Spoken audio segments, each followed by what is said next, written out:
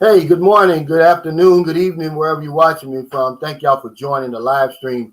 Today's topic is financial suicide in the Philippines and why it happens. Of course, it's Tuesday, so we're going to have the panel with us. We're going to wait for these gentlemen to join me. But in the meantime, I want to give a shout out to the NTZ crew. I see Jacob Tanjay on here. Thank you, man. He's got perfect attendance, by the way. I might put you in the Hall of Fame for that. He never got an excuse. He's here on time. Thank you, brother. I appreciate it. You know the trolls are out there. What's up, Mo? My brother from another mother, man. We hit it off first time we met in Cebu in the TGI Fridays, and all them women were Google-eyed over Mo. He remembered that he had the royal flush. Good morning, OG Fred. Good morning, Calvin. Well, I guess it's almost West. You're 2 hours ahead of me, right? Yeah. Oh, okay, yeah. But thanks for joining us, man. I was just kind of welcoming everybody. Let me say this before we get started. The peso is still 55.37. That's good, but everybody knows it's going down. It's went down over a peso in the last week, Fred. Well, considering the rate is still good, as long as you can stay at, anywhere over 50, to me is good. But 55, man, is outstanding. Yeah. Well, monkeypox is officially in the Philippines. Is it in America yet, Fred? Yeah, it is. They haven't reported on Guam yet. If it's not here, it's probably coming. Yeah. Where are they getting all these diseases from, Fred? Man, this really seems to be something else, man. First we had SARS and then you had the was it bird flu, then you got we had COVID, and we think we were almost getting COVID leak. Now we got monkeypox. It's not true that they said it comes from men having sex with monkeys. I don't believe that. Do you, Fred? Nah, I don't.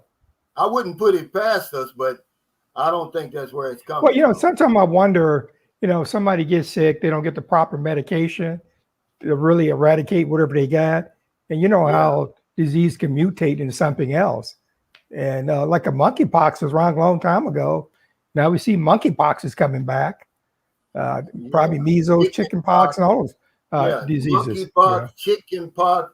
Pretty soon they're going to have what? Rooster pox. You know what's next. But let me switch this out here before we get started, Fred, because I know you got some stories to tell on this topic. I wasn't putting women down in Thailand, guys. I was talking about what I experienced over there on Soy 6.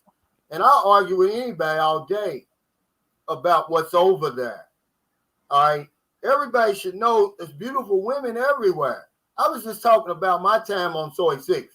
I get an email yesterday from a guy. He says, hey, man, they talking about you over there in one of the popular channels in Thailand.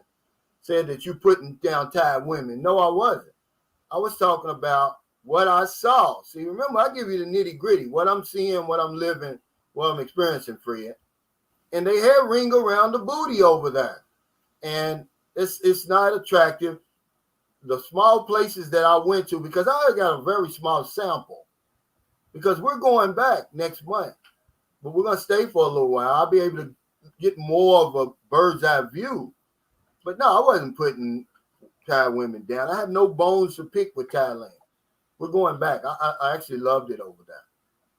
But let's get started. Okay, I'll take this guy first. He says, William Anderson says, I talked to a Filipina and she told me your girlfriend is jealous because she loves you and you should just comfort her. That's how they show they love you, is they get jealous. Well, I comforted her last night, Fred.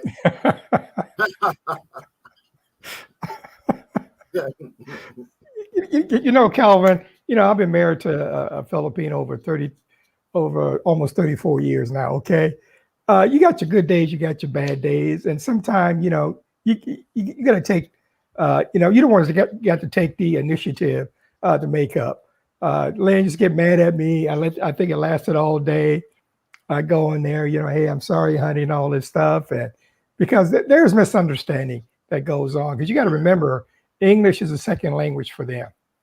Okay, they see something on a Facebook page, they interpret it wrong, and now you get problems. And the reason I'm laughing a little bit is because a lot of people are going to see this as a way to saying, well, your relationship is breaking down. It might not be as great as you say it is. But man, everybody goes through that. I don't care who you're married to, okay? Right. It's how you handle it, is what's important. But see, people are going to get out of that video, like all my videos, it's going to help the people it's supposed to help, Fred. But see, you hit it on the nose.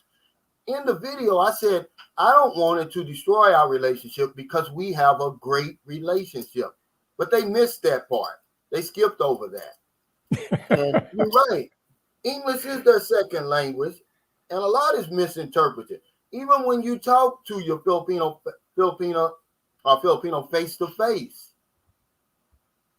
you're always going to be misunderstood. You find yourself explaining simple things. But hell, I speak very little Bisaya, no Tagalog, no Ilonggo, no Chavacano. So who am I to speak? But yeah, let's get to this subject of financial suicide in the Philippines and why it still happens or why it's still happening. I brought up the subject because we've been talking about the sugar contract a lot lately, Fred, putting everything in the Philippines' name, because that's one way we commit financial suicide. I called it financial suicide because it's our own, it's of our own making. The Filipino doesn't put a gun to our head and, make us buy land and buy cars and open up bank accounts and transfer our money to their account. But we do all that kind of stuff like that. And is there anything that you can give us on that subject, Fred? Have any of your friends or associates committed financial suicide over here? Yeah. I got a friend of mine, and, we was good friends from our military days and, and everything else. And the way he wound up, committing that, he thinks he has to take care of the whole Philippines. You know what I mean? You got to take care of this girl. This girl needs something. You're going to give her 10,000 pesos here, 20,000 pesos there. Man, he got in so much trouble behind that. I was thinking about his story. So he got married to a real nice lady when we were stationed here in the Philippines. Okay. He took her to the States. Instead of him going back there, staying in the States with her and taking care of business, making sure she gets orientated, he takes off and goes to the Philippines because he got something over there he's taking care of. Okay. And even to this day, he's got 4 different women he's taking care of. Wow. Okay. And then he ain't never got nothing. Then he said, well, he's going to retire and move over there. Well, he goes over there every other month. Okay. Mm-hmm. Yeah. See, you hit on something there. Handouts and loans. Yeah. That's another way that we commit financial suicide over here. The need is so great over here, Fred. You can't help everybody. Yeah. I had to draw a line, man. The first time I came to the Philippines, man, I gave away so much money. If I could just, the first couple of times I came here, if I could just have that money back now, man, I'd be on Easy Street. I was handing out 500 pesos like they were going out of style, Fred. Because in my mind, it's $10. Yeah, but see, you don't think about that stuff because, when people go to the Philippines, we're talking about how cheap it is. And on one hand it is, on the other hand it's not. Because I give a perfect example. Let's say you got to go in the hospital, okay? And you pay your money up front. Do you know they have a detailed bill of everything that you got to pay for, the bedpan, the medication, et cetera, et cetera, et cetera. And you can go broke pretty quick over there if you don't have some type of medical plan. The other thing, think about it. When you go out and eat, Kelvin, and the food is good at the restaurant, do you tip the people? You do not tip them. Yeah, I tip them. I tip them. Okay, so if you eat out a lot, which means you're tipping a lot. Okay, that's right. That can go through your money, and usually you're going to take the lady with you, and you're going to pay for that. Okay, no matter where you go or what you do, it's going to cost you something along the way. Yeah. Yeah. You bring up some good points, Fred. That's another way we commit financial suicide. We come over here, we have no health care, we have no health plan of what to do in the event we get sick. Yeah. Very few of us, when you put the numbers out there, because see, numbers don't lie. All that other stuff is innuendo and all that, but numbers don't lie. Very few of us get sick over here and get hospitalized. But what if you're one of those who does? That's why they call it an emergency. Yes. You don't know if it's going to be you or not.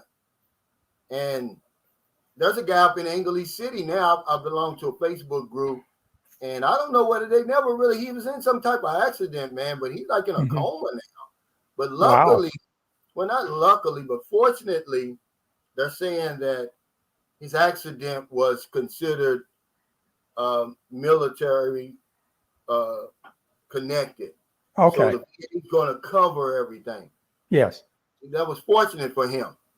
Well, Calvin, I'm not going to mention what site I was looking at, but they had a guy that came over with $30,000 and thought he's going to make a go there in the Philippines. So he's investing in this, and loaning people money, can't get it back. Business went, belly up, and then had to give the apartment up. Next thing you know, he done moved in with the girlfriend, with the family over in some area somewhere. They're living upstairs. The kids got sick. And lucky they had a pretty good community where you guys are at that actually step in and help the guy out. So the moral of the story is he's actually going back to the States, go back to work, trying to get the kids their citizenship and all that, where they can at least draw some Social Security. And then he planned on going back. But he had never been to the Philippines before, from what I understand. So, yeah, you had a plan. So you're thinking 30,000 is going to last me a long time. It didn't last him no time at all. Yeah. Yeah, there's nothing wrong with going back to the lab, so to speak. Yeah. If your plan doesn't work, go back home. Reconfigure, rethink your plan and come back. What's the big deal? But we get stuck over here. We get addicted over here, and we don't want to go home. That's why, the other day I got somebody sent me something on Facebook, and I'm like, man, don't send me this stuff. It's American. He's down in Moncton, and the woman that ran off with all his money and all his passport and everything. But to me, he looked like he had something mental going on there. Because he's just sitting on a chair out in the hot sun. And there's help for people like that, Fred. All you have to do is somehow, you can email the embassy. They've got an American Services Department. Sure. They cover stuff like that. They'll help you get back home. They'll even give you a few extra dollars to get you something to eat. Well, Calvin, it was kind of interesting. Something I've never seen back in the days was foreigners been homeless. And we actually got a guy that's in Angeles City. He was homeless with his girlfriend. She passed on, and he's there sleeping in doorways, streets, and everything else. And, when we're talking about a financial situation, he might have been in good shape at one time, came over there, made some bad investments, didn't have any additional income coming in, and he's homeless, Yeah. And to be honest with you, I really don't know if he's got a mental problem or not, but, he's on the streets. People see him, people give him, get him something to eat or something like that. But that's about it, man. I think I'd be wanting to go back home, but I don't know if he has family back in the States or not. Yeah, a lot of times, is it that bad over there that people just don't want to go back no matter what the circumstances is? I don't get that. I mean, well, going anywhere.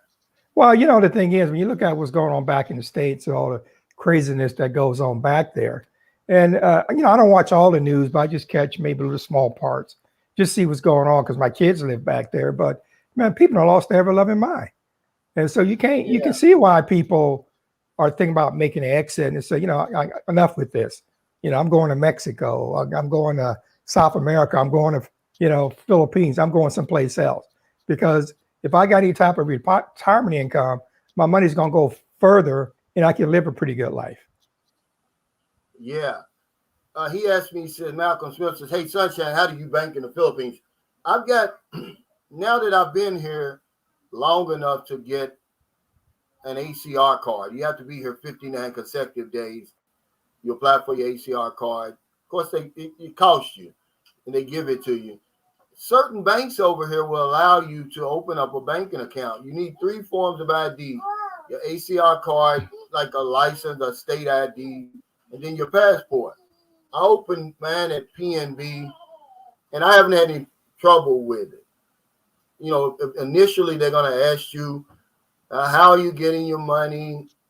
Because I didn't have a pension, I had to show them where I was getting my renewals from the insurance companies and everything. But it's really, not all the banks would do it, because when you first, I'm going to show you something. When you first get your ACR card, it's going to say tourist on it. Let me find that. Okay, here. It's going to say tourist on it right here. All right, now, when I go back to renew August 22nd of this month, they're going to take this tourist off mine, because there's also something up here called a SSRN number. It's blank right now, but when I get back, when I get my new ACR card back, it's going to have a SSRN number on it. So it's going to be just like a government ID, which I use this as a government ID, even though it's a damn picture from damn near 20 years ago. But Yusuf says, Calvin, I hope everything's cheered up a bit since your last video. Oh, yeah, I was just, me and Marilyn, man, we love each other. We got a great relationship. I was just letting you guys in on some of the things you deal with over here. You know, Fred hit it on the nose. Trust me, this is paradise for me. And nothing I go through over here, you can even compare it to what I went through in America. But sometimes you get a little bump in the road, man. That's all it was. It was a misunderstanding. But a lot of people, like I said, people take those videos the way they want to take them, and they twist them around. Some guy was on there. He used that word, if, Fred. If I ever end up in the Philippines. How stupid is that? I'm going to rent, and I'm going to do this, I'm going to do that. You know, an armchair quarterback, a Monday morning quarterback is what he was. He's not going to do nothing. He's not going to do nothing. He's going to do the same thing everybody else does when they get over there. That's right. He'll probably never go. I mean, it's easy to sit back in the chair and call a game when you're not playing in the game. You know, yeah, but you got a stake in the game. They should have went for the bomb. They ran up the middle. You know, that's what they do over there. He doesn't realize what's waiting for him over here. Everybody says that until you get over here and you get in that entanglement, and your mental faculties don't work normally like they do at home, and you commit financial suicide. It's not her fault. It's your fault. We want to do so much for these women. We want to be the savior over here. Yeah. I was talking to a guy yesterday. He's probably watching now. Hell, he's building his ex-girl. Okay, he's with his ex-girl. He was with his ex-girl. So he decided he's going to build them a house. Well, the family a house. Now, they break up. He starts fooling with the girl's sister. You know. And the whole time he's telling me, at a certain point, he's going to stop funding the house. I'm like, well, hell, you just wasted your money then. You might as well just go ahead and build the house to completion. So in other words, he broke up one girl. Now he's messing with the sister. He's messing with the sister. So I guess they want to keep it all in the family. Yeah, I guess, you know, but the point is, I'm saying, yeah. What makes you think you got to build somebody a house? I don't understand it. Unless you doesn't have any children by him. Right. He's not married. But that's the stuff we do. You know, we just, the Filipina doesn't even answer. She's just sitting back. It's all sweet. It's all good to her. Right. It's the sugar contract. But like you always say, Calvin, they will never ask you for nothing. Most guys that get themselves in a situation, they want to be Mr. Big Shot over there, prove I'm a nice guy, and she's going to take whatever you're going to give her. That's Ain't right. going to think twice about it, okay? That's right, man. And see, well, the problem is guys get there, you switch off the brain, man, and then the other sense take over. That's how you get yourself in a lot of financial situations. Like I was telling you about this one guy I work with. He goes to the Philippines. He takes $5,000 just to blow it. You're only there for 2 weeks. You don't need $5,000 to have a good time. What are you doing with it? Seriously, I go there. Seriously, Calvin, when I come there, I don't wear nowhere. I never spent nowhere near that much money. Okay. Yeah, that's a lot of money over here, Fred. But that's why I called it suicide. Yeah. Because we do it to ourselves. Yeah. We pull that trigger. They come over here and they want to be the big shot. And the Filipino and her family, they just sitting back, with that little smirk on their face. Yeah. Like, he couldn't be this stupid. I hope he keeps on spending, though. Well, unfortunately, he is. They are. And, they going like this, nudging each other every time you buy something. Let's see if he'll buy a chime. They got me like that before when I first started coming over here, man.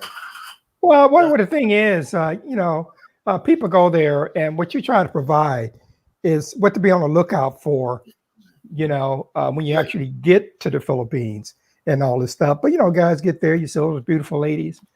And, it's only one thing that runs through your mind. Who can I hook up with? And then the next thing you know, man, all your money is gone. You'd be saying, what happened? Who was the guy that was on there said he spent like $500 a week in Angeles? How do you want to blow in $500 unless you out? A day. No, he said a day. A day? He said man, 200 to 400 a day. That is a lot of money. What are you doing to be spending that much money? Well, he's paying the bar fan and the girl. Then, of course, he got to take her out to eat and maybe buy the mother something. You know how we do, Fred. And that's a lot of money over here, man. Imagine 400 a day. I mean, wow. But I ain't never spend that much when I go. Well, me and Lynn, we want to spend a little bit more because we wind up going places, or we getting something for the house or something like that. But about $400 or $500 a day. You must be taking quite a few people out to eat, not only her. Yeah. Well, them bar fans, they said on here, let's see. It depends. If you're on Walking Street, they're talking about 3,000 to 5,000 pesos just for the bar fan. Then you have to pay the girl. See? Calvin, the way it used to be set up, okay, you got a lot of Koreans on a lot of those clubs down there. And that's why I say, as far as going down in that area, you might as well go and flush your money down the toilet. What I was told was that, girl has to have so many drinks, you have to buy her before you actually can take her out of there. And then if you do go pay the 4,000 or 5,000 pesos, now remember, all those girls usually got a mama san or something that's working with them. So mama san's going to get her cut. The bar is going to get their cut. So the girl's not going to get the whole 4,000 pesos. She might get 1,000 of it. Yeah. Now he says, Derek Greenway says that Harold Tio, what's up, my brother? I'm glad you brought Harold Tio up. He was the first member of my Hall of Fame, Fred. He spent $20,000 in 30 days over here in the Philippines. Hey, see 20,000. What do you do? Build a house right next to yours, Calvin? Yeah, I don't know what he did. That's what I asked him. I said, man, what did you do? Now, he said, how much do I suggest for 2 weeks? That's a hard question because you really don't know your lifestyle, what you plan to do. But here's what I do. Here's the basic. I say bring $1,000 for every week you're going to be here. It doesn't mean you have to spend that, but that's a good base to have. That way, you're going to have money in an emergency. You're going to have money when you get back home. But everything's not a deal over here, guys, and that's where we get in trouble, Fred. Yep. We think everything's a deal. And we start buying more stuff. And before you know it, we're trying to get alone. And then and then we do this. He's maxing, and we start maxing out the ATM every damn day. Which another thing, guys, you gotta understand, the only bank that'll give you 20,000 pesos at one time is BPI. You can get 10,000 out of BDO at a time, and I think up to 50,000. So you can do it 5 times, but you got to pay that fee 5 times. Yeah. So a guy was with me the other day. One of my subscribers, he was staying at my guest house, and I took him to exchange some money. The first day he took his money, he exchanged 300. The exchange rate was 55.90 at the place, which they get like half a peso or something profit. Well, the next day he went back and he was going to do 300 more. It was 55.6. I said, man, you better go ahead and just exchange all your money now because it's going down. Yeah. I went in there after that. It was 54.9. And now that it's 55.37, it's going to be probably, they get 0.4. It's going to be 54.87. So it's going down, guys. You know, bar fan equals tax.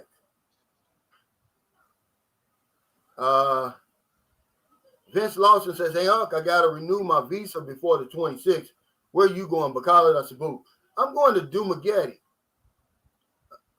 And I don't fool with Bacala anymore, man. It's just too risky. They really don't. It's like you bothering them there. And in Dumaguete, I just pay the people 1,000 pesos and give them my passport, and they do everything for me free. Best 1,000 pesos I ever spent. I just come back the next day and get my passport. You don't have to wait there, and time is money and all of that. But yeah, Vince is back. He came back quick. He was here, then he left, then he came back. He's back now.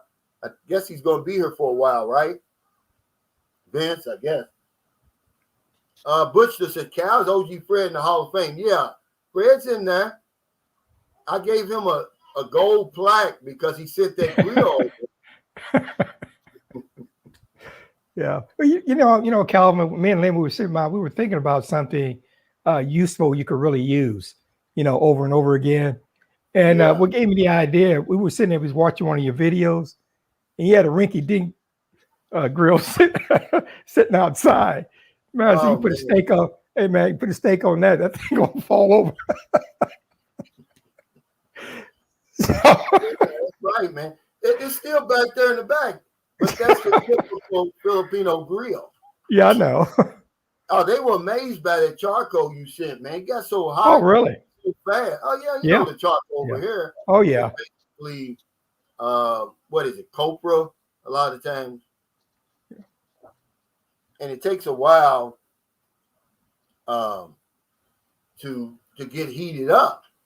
And that's why I tell guys, if you're going to eat barbecue, which I say try it, make sure they cook it well done. Yeah. Because the lines be so long, and Filipinos, they're so impatient, man, when it comes to that food. They'll throw it on there, flip it a few times, and give it to you. I'm like, nah, I'm sorry. Put that back on there. Yeah. Pamplona kid said, hey, Cal, you might want to interview me, and I will give you my nitty gritty. I'm a middle-aged Filipino living in the U.S., and I have a 28-year-old Filipino girlfriend who I met online. Pinoy perspective. Get the point. Yeah, here, send me an email. I'll get you on here. We'll put you on the we'll put him on the hot seat, Fred. That's right. Because it don't matter if you're Filipino or American. Right. If you got that visa power, they're going to treat you the same way. Well, Calvin, it's kind of interesting when we talk about finances. I just saw one of the things, $20,000 going here, or there. But where are you going and where are you staying? I mean, like you always talk about bed and breakfast places to stay. If you're going to be in a place for a long period of time, then that'd probably be the route to go. Exactly. especially you got a little company with you. But I don't know. I mean, there's so much information out there about the Philippines now. Got so many people, YouTubers, that give you some really good information, places to stay, what's going to cost you, what to do, what not to do. But if you go in there on your own, you've never been there before, then that's already a recipe for disaster already. Yeah. Yeah, that's another thing we do. We overspend on hotels and stuff because we don't know where to go, Fred. We do the safe thing. I've heard of Hilton. I've heard of Shangri-La. I've heard of this and that. So I'm going to go there. I'll pay that. DC Frenchie, thanks for that super chat. He said, Calvin, aren't you on a sugar contract? I am. But as I explained before, there's a lot of different reasons why people enter into a sugar contract. Sure. I've got skins in the game. I've got a little daughter, and that's the reason I did it. But remember, I share my experiences with guys to give them the information so you can make a better informed decision. Do I want to enter into a sugar contract? I mean, I would say if you don't have any skins in the game, you're not married, you don't have any children with the Filipino, why would you do that? But yeah, I'm in a sugar contract. That's why I talk about it. I talk about my life over here. I'm not putting people down. I'm telling you about the sugar contract. Somebody told me about it, a very affluent Filipino congressman and an ex-congressman. He told me, he said, Calvin, there's other ways that foreigners can purchase land over here besides signing that sugar contract. It's the first time I ever heard that expression. He didn't elaborate, but he knows, that's what he called it, and it's a great name for it. That's your sugar, that's your honey. You know how it is, Fred. But, Cal, was kind of interesting, because I listen to a lot of things you say, and, I don't have to agree with everything, can respect everything. But what people have to understand is from your perspective, you've been there. And I think sometimes people think you're attacking them because you say something. You're not. You're talking about your own experience, and you're trying to tell someone, pass on some knowledge where somebody don't go through the same things you went through. We all got that. I kind of wish when I first started out, I know what I know now. I probably made a lot of mistakes that I did along the way. Okay. Yeah, that's exactly right. See, I wish there was a sunshine shoulders around for me. Fred, when I came over, I made every mistake you could make. So now my mistakes have become my secrets. I pass them on to people, but they'll use it to attack me. How you on a sugar contract? You damn right I'm on a sugar contract. And I'm telling you about it so you can decide, do I want to enter into a sugar contract? Hey, thanks, Henry McMillan, for that super sticker. Thanks for your support. He says, I'm checking in with my boots on the ground. Oh, okay, you over here? He said, what's a sugar contract? It's where you put everything in the Filipino's name, the land, the house, the bank account, the car. And, we do it for different reasons. But it's a sugar contract because she's your sweetie. She's your honey. And that's why they call it the sugar contract. Sperling Edward said, hey, Darren, how much you had to put down to open your account? My account, I had to put in 10,000. And you have to keep a balance of 10,000 pesos. MS says, do you see any Pinoy guys there with foreign women? I do. But you have to go to like Cebu, Manila. There's actually a YouTuber. It's a Swiss woman that looks like Big Shirley, though. This little bitty thin Filipino man. He said, my first time with my Filipino boyfriend. I saw it on YouTube. I didn't watch it. But hey, Big Shirley's need love too. Big Shirley's in the States also. That's right. But if you go to places like Boracay, if you go to Bohol, these real touristy places, they're touristy because there's so many tourists. They don't treat you like a tourist. You'll see it. You'll see it all the time. But most of the time when you see these Filipino guys, they're like the top of the heap, They're like 10s, all of them. And they'll, they have no idea what they got to deal with, when they're dealing with these women. Yeah. But I met a Filipino guy. He had just come back from America. His sister lives there. And they went around in several states. And he asked me, he told me, man, them white women over there are beautiful. See, it was just like the flip side of us. We come over here and we say Filipinos are beautiful. He said, don't you want one of those white women over there, Calvin? I was like, no, I don't. But I could understand where he was coming from. Yeah. Same way that, and that's what it is. But man, once they get hooked up with them, Fred, and the honeymoon is over, boy, they catch hell. Yep. W Secrets to Success blog said sugar contract same as a sugar daddy in the U.S. Well, not really, because we got sugar daddies over here. Mm-hmm. But no, sugar contract is you putting everything in the Philippines' name. You come here with everything, you leave with nothing. If Maryland puts me out right now, which Maryland would never put me out. Now, would I leave? Yeah, I would leave, but she would never put me out. And I'm done. I'm leaving all this behind. I can't take anything with me. I can't even make her sell it. Okay? I told y'all that story. She's got a good friend right now that they text back and forth. The American husband found a young Filipino. Now the Filipino he's dealing with, she's got a Filipino boyfriend he didn't know about. So now he's trying to come back. She said, no. And he said, well, sell the land and the house, we'll split it down the middle. She said, nope. I'm keeping this for our kids.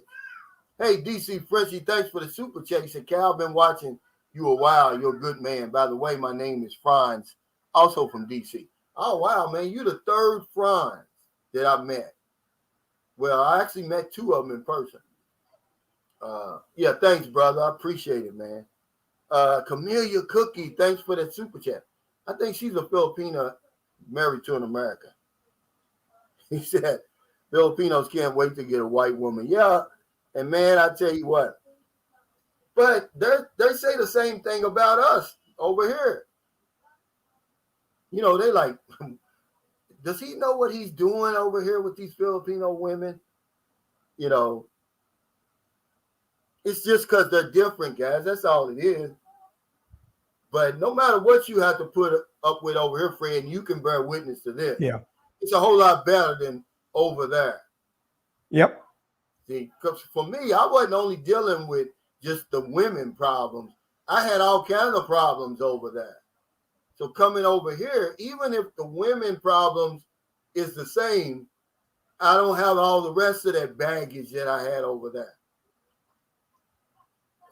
Alexander Neverman said, Calvin, with you, Fred, and others who has brought good information to this channel, these guys should look at it as gold. It is, man. And yeah, thank you, man. That's a great point. Yeah. It's a great point. Because I didn't have nobody. I knew absolutely nothing about the Philippines, Fred. I could have landed in Baziland when I came over here. I could have landed right in Holo Salud, and I would never know it. I just got on the plane and came over here. Camellia Cookie said, hey, Cal and OG Fred, watching with my Filipino wife, Shelby and Wendy Smith, watching you all the time. Hey, thank you, brother. I appreciate it. Yeah. But yeah, we're talking about financial suicide in the Philippines and why it happens and why is it still happening. And we call it suicide, Fred, because we do it to ourselves. Yeah, we do. But, like I said before, Calvin, you come there, everything is so cheap. And you say it's cheap. And remember I said on one hand it is, on the other hand it's not. And then you look at the end of the week, and the end of the day, what happened to all my money? It's gone. It's our thinking, though. No, yeah, it is. It takes a while to go from a dollar economy to a peso economy. I tell guys to try to do this as soon as possible, but it takes a long time to do that because you're always going to do that conversion in your head. Yeah. But remember, this isn't dollars over here. This is pesos. So when you look at something that say 1,000 pesos and you start calculating in your mind, you say, oh, it's only $20. No, it's 1,000 pesos. Right. And then you say, well, it ain't that bad. I'm going to buy it. Yeah. But is it really worth 1,000 pesos? So it takes a long time, man, to do that. Well, I speak in yeah. pesos now. But see, like look at yourself, Kelvin. You're a perfect example. You know, you ever take vacations, you know where you need to go, you know how to budget your money. It's not costing you a small fortune if you want to go somewhere for a week or you want to go somewhere for a month. And that's what guys got to think about, you know, when you're going over there. What do I really want to do while I'm there? Where do I really want to stay? But the downfall is most of the people coming over there that I see on the channel, they're coming over there for the first time. You know, never been there before. But I'm happy in a lot of ways because a lot of them are coming to see you and they're getting that 101, what you need to have to make it, you know, while you're there and to make the Philippines a more enjoyable experience. Yeah, because that's what it's all about. We need a support group, and that's what I'm trying to create here. A community, a support group. And man, guys are actually showing up, man. We're hanging out. Yeah. One of the guys, man, he's leaving today, man. You know, he became real good friends with me. We went to Thailand together. I'm gonna miss him, man. I'm gonna miss him when he goes back. But he says he's coming back in December. And I've met several guys like that. But because of me, they got a little bit more knowledge. Like I said, this is just my perspective. When they get over here, they're going to make their own decision. They're going to see something totally different, but they're not going to say, oh, this guy's pulling my leg. You know, every last one of them said, man, everything you said was true.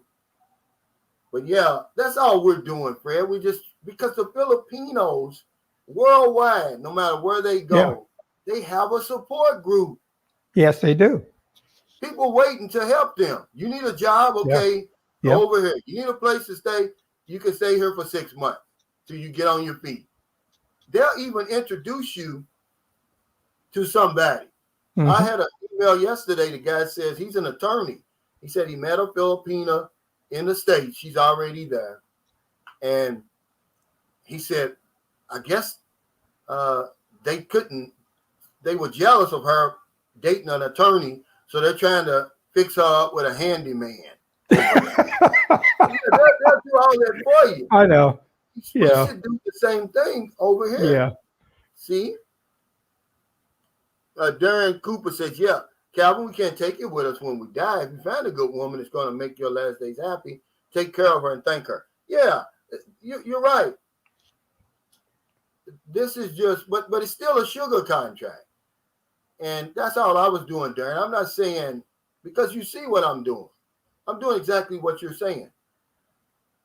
But we have to know about it. And we have to know the risk. See, it's a risk. You're fortunate you found a good one, and she's probably going to be there with you forever. But if they don't, you're leaving with nothing. You get nothing back. They're going to block you. You won't be able to get in contact with them anyway. They're going to block you. Then you show up at the house. That's a big trouble right there. Then you're going to get blacklisted and deported. Yeah. Yep. So just, don't invest any more than you can't walk away from. See, I'm through right now. I'm through. Okay, I've done enough, Fred. Okay. If nothing else, Maryland is rich by Filipino standards, by local standards. With this house and lot and guest house and everything, if she spent this, that's lifetime money for her. But you're not going to see me buying the lot next door and build an apartment building. I'm not going to do that. I'm done. So don't invest any more that you can't walk away from. And also, guys, from now on, if you're going to contact me through my email or my WhatsApp, because that's really what happened. Maryland somehow, some way, hacked my messenger. I'm going to tell you probably how she did it. She's my administrator on my Sunshine Shoulders Facebook page. Now, I don't know if it was some kind of way she was able to get in my messenger, but see, that's where the trouble started. And see, I don't play that. So I shut my messenger down because everybody deserves a level of privacy. Yes. I mean, period. You know, trust is greater than love to me. I mean, I just don't. No, you can do a whole lot of things. We can share a whole lot of things, but I've got to have my own life too. And guys share intimate information with me, personal information with me. I don't need you reading it. And she's never admitted she's got it, but I know she's got it because she messed up the other day when we had our little disagreement. I'm like, how would you I'm saying to myself, how would you know that you're reading my messenger is what you're doing? And so I shut it down. Yeah. MS says, I got to say your channel is great because many others only talk one side and some are straight up cringy. He says, yeah. John Gomez says, I kind of use exchange because the peso in the DR is 50 to the dollar too. Yeah, it's about 55 over here. Yeah. And you can't really get a true understanding of the value of the peso when you do that conversion, though. Right. Because if you talk to a Filipino, she'll tell you, like, that's not worth 50,000 pesos. Right. But in your mind, you say, well, hell, it's only $1,000. I'm going to buy that motorcycle.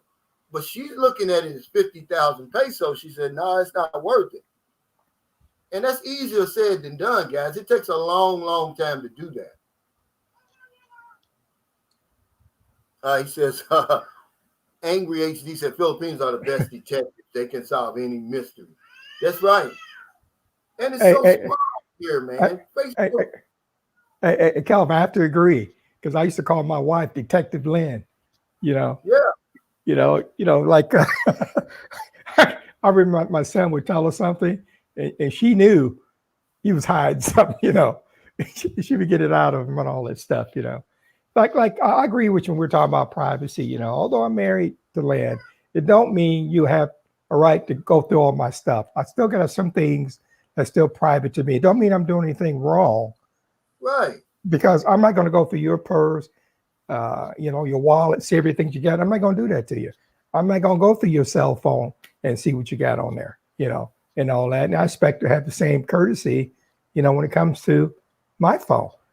And if I want you to see something, I'll show it to you, Yeah, that's important. That's very important. Yeah. That's a reason why we have a lock on our bedroom door. Yeah. And a lock on our bathroom door. We all want a level of privacy.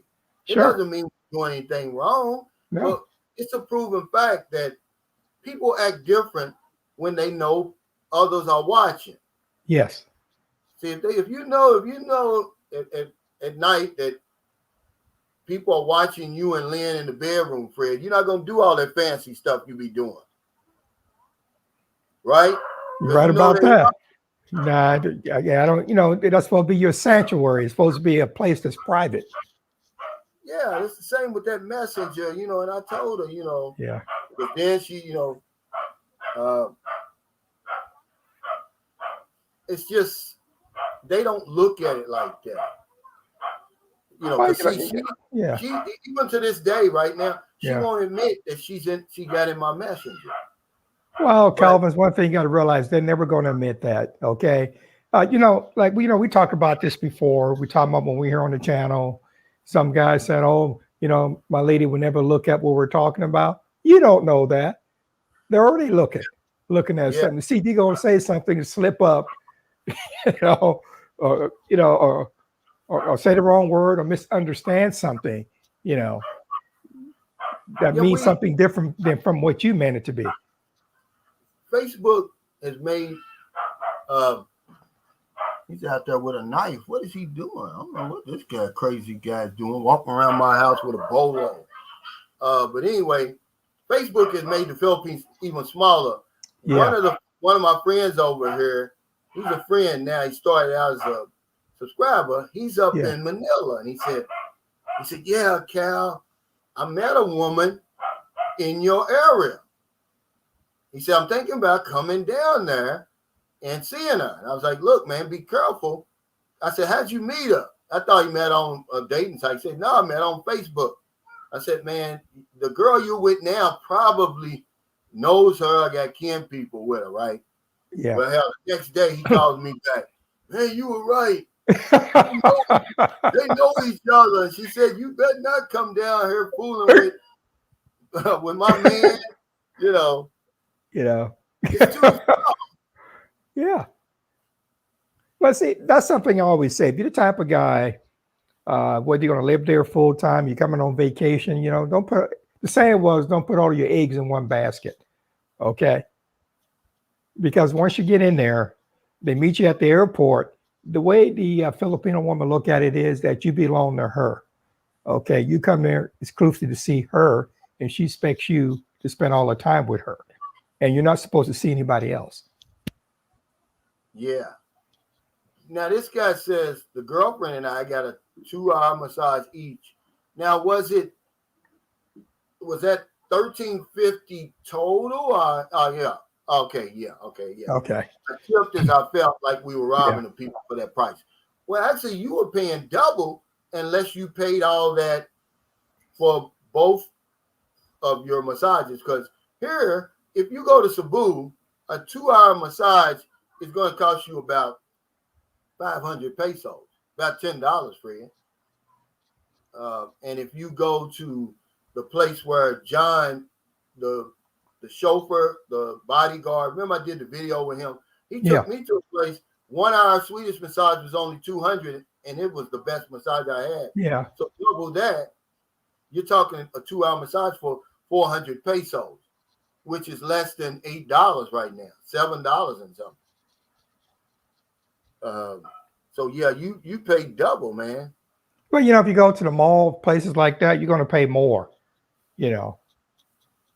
Yeah, you're going to these private people that come to your house, and because we got a lady here in San Carlos City that charges $500 for 1 hour, and I was like, okay, I used her one time, and it just wasn't what I was used to. It's like she had this fancy uniform on and everything.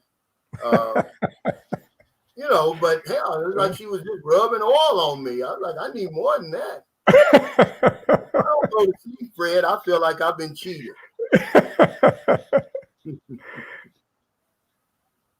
Yeah. No, but see, this is the way that it's this. I call it the other woman syndrome. And I don't know about you, Fred. Has Lynn ever thought that maybe you were interested in someone else or something?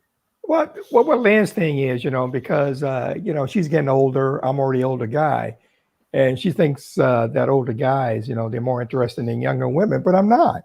Okay, and well, she thought that. I mean, they all seem to have that in their mind, even if they don't speak it. Calvin, it's there.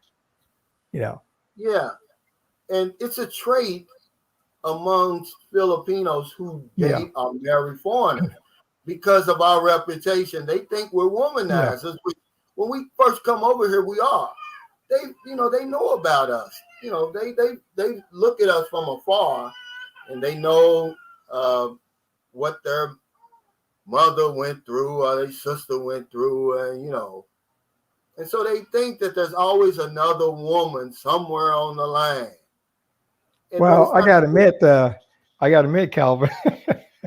I was dating a lot, so I can understand why she would think something like that, and they're right, because we come over as foreigners, we see all these pretty women, and, you want to try to date everybody you can date, but it's impossible. I can tell you that. It is impossible. But see, that's a sign that they know you're a good man also. Yeah. They know they got something good and they want it for themselves. And they just think that, oh, well, if I want him, surely another Filipino wants him. Because that's another thing that happens a lot around here. A Filipina will take or try to take her friend's man if she can, if you're open to it. You see that's the guy true. About it, he's fooling with the woman's sister. Yeah. So you don't get no closer than that. And see, the other thing they'll do, like if you got a good man, I've seen this happen time and time again, where the so-called best friend tries to break up, the couple, creating situations out there. I remember a story that happened to me when I was married to my ex. Man, I'm at home sleeping. Somebody come over the house and told my wife I'm out in the street screwing around with somebody. And she said, well, unless he's got a twin, he's back there sleeping. You see what I mean? Supposed to be your friend who's jealous what you got. So what they want to do is create a problem. We split up, and then they're going to try to come in and console you. Oh, yeah, I knew she was like that all the time. Man, don't be playing that stuff with me, Yeah. See, one of the first foreigners I ever met over here, he's a real friend of mine now. I met him when I first came to the Philippines in 2009. He's married. Well, his wife is the cousin of his ex-girlfriend. And she was telling him everything that the cousin was doing over here. So he broke up with her and started dating her and ended up marrying. So you see what I'm talking about? Yeah. Because they see something they want, they're going to try to break it up. You ever notice that I actually asked you this before, when Marilyn probably had a lot of friends before you guys met. Then when you met, things started getting better for her. Maybe some of her friends, they got jealous because now they probably think that Marilyn thinks she's above them, which is not true, And then I know when you built that house, I think a lot of them probably just went crazy, man. Probably don't want to deal with you because why would you be jealous of your friend if your friend is doing good? You should be happy for them. Yeah, it's crickets over here. They just don't. Even when we first met, man, they were always over. When we was living in that damn, I don't even call it a house over in the lobby. Yeah, that damn thing. But anyway, hell, I couldn't get rid of them. They were over there all the time, drinking, eating. Okay, then we moved into the apartment, the other house. It was a little bit better. Yeah. It slowed down. Then now that we built the house, man, it's like crickets, man. They won't come anywhere near. This is like kryptonite to them, Fred. Well, I'm going to tell you something that happened. Well, you know what it is when your wife has friends, you're married, they come over the house, they eat and everything else. So when I'm still active duty, this was happening to me. I felt like I was taking care of my kids as well as two additional women. Extra woman in addition to my wife. Yeah. So I said I'm gonna do something, put a halt to this. So I come home and there her friend is up on the table, with her feet, eating all of my food. So I told her, when you finish, why don't you come on upstairs, since I feel like I'm so I'm gonna welcome you to the family properly. I ain't never seen that girl again over the house. That's right. Yeah, because they'll do that too. Yeah. They know that you got extra now. They'll start want to borrow money. They want to show up and eat. Well, I figure since I was feeding two women, I was avail of her services.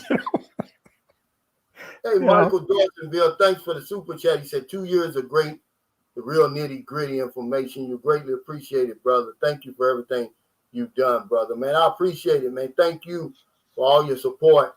Yeah, we have a little something in common. I think his girlfriend, our wife, is from Zamboanga City. Yeah. I lived there for a long time, Fred. Kelvin, I'm kind of curious, because I never did ask you this. With Angela City, Manila, Baguio, all these other areas, how did you wind up going to where you went and you didn't go to these other areas? I'm just kind of curious. Yeah. See, that's the only thing I ever did right. I was like everybody else. I had heard of Manila, and I didn't want anything to do with that because all I heard about was how congested it was, the crime and everything. Yeah. And then I saw Cebu. See, I didn't know it. I'd never heard of Cebu. Yeah. I didn't even know when I flew into Cebu, I was in Moncton. Yes. That's the only reason why I didn't end up there, Fred. Well, because sometimes I wonder because, when I watch, you hear negative stuff about Angela City, but if you've never been there, Angela City is not Angela City, not like it was back in the days. You'll never be those days again. But, man, we got an international airport that's just right close to wherever you stay, some top-notch hotels there. And it was a shame you never got a chance to go down because I know you guys missed the boat to attend your friend's wedding. But you would have really saw some things that you didn't know Angela City had. People's mind is a place to go chase women all the time. No, there's more to it than that. You got a small area where the clubs are at, but it's just so much more to do there. And you would enjoy it, Kelvin, going downtown, hit some of the sites. You got a lot of good resorts there that's not too far away, maybe 3-4 hours up the road. Yeah, we're going to eventually go up there because I want to see Subic Bay. I just want to see it. I've heard so much about it. Yeah. I've never been. Well, I'm your guy. There. Yeah, I'm your guy, Yeah. RLV says the other woman syndrome is normal, even with Filipino couples. My wife thinks I'm dating other younger while watching PBA games every Sunday. Yes, always got to be another woman. It couldn't be nothing else. He's drinking, and because Merlin said they don't care. The husband can do everything else, just don't cheat. I said, what if he's drunk every week and not bringing money home? They can deal with that. Yeah, what about physical abuse? They'll deal with that. Well, it was kind of funny because I used to read a lot of comic books, and Lane used to complain not spending too much on comic books. Okay, I said, okay, I won't buy any more comic books. I used to go out in the street and run with my buddies. I ain't heard nothing else about comic books again. Okay. And the thing is, they're the way they are, because you got to admit it yourself. You remember when Marilyn turned 40? Oh, I'm getting old and all this other stuff. And they seem to think that they lose their magic as they get older, and then their husband's not interested in them and all the other stuff. And that's why they act the way they act. But if they turn around and turn into, like this one lady said, her husband left her and everything else. They've been married for all these years. Calvin, if you saw her, she let herself go. She got big and huge. What do you think this guy's going to think? Exactly. Yeah. Mike Mansa, See the World, says, hey, Cal, I'm talking to Sierra, but Sherelle seems interested too. Do you think they're serious or they're just playing with me? I really don't know because I don't know them for real, but I'm going to tell you this. I got an email from Jim one time. She said, Calvin, I want to do more serious vlogs. She said, but I think the other women are trying to find a boyfriend on the site, on the channel. So they may be serious. I mean, they're human beings too. I mean, you can't have all those men. I mean, I guess it feels good to have them chasing you, but you really have one man at a time. Well, not really. They can have two at a time. Three, really. They got 3 holes, so they could have 3 men at a time. MS said, you said Dumageddon disciples before. What does that mean? The disciples, you got Jesus, then you had the disciples. Well, they've got a Dumageddon Jesus down there, and all the disciples around him, looking up to him, making YouTube channels like offsprings of his channel, and just following his lead. It was just something I was joking about. But yeah, that's what that is. Alan Mouse says, I went to a massage place in Cebu with my girlfriend, and the girls dressed in schoolgirl outfit. Seemed like it was extra happy endings there. Was surprised.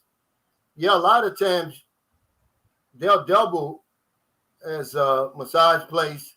They'll give you, they'll massage out. It's really a full body massage, Fred. Yeah. Because when they tell you a full body massage, it's not really, because there's parts of you. They don't massage your balls, so they can't call it a full body massage. But some places you actually get a full body massage. Actually, you really don't want them to do that. Hey, remember that series, Lost in Space? Yeah.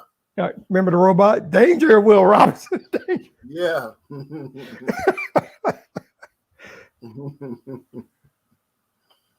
Yeah, but I mean, they willingly, because you're going to pay for it.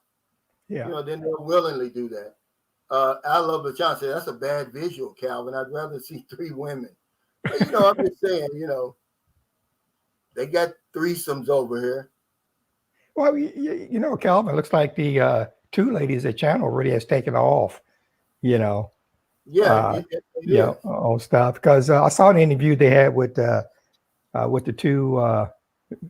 two brothers that was there. Vic Savage, I know him, you know. Oh, you do? Yeah, Vic used to live here on Guam for quite a few years and all that stuff. So, you know, his plan was always to go to Cebu. And he was back here maybe about 2-3 months ago, but I didn't get a chance to catch up with him because he was in town so quick for a few days. And the time we were supposed to meet up, I had something else I needed to do that day. Yeah. Yeah. When I first interviewed them, I saw their chemistry, man. It was unbelievable. And I said, yeah, if they could somehow do this on their vlogs. Yeah. You know, and then, you know, of course, you got the visuals there too.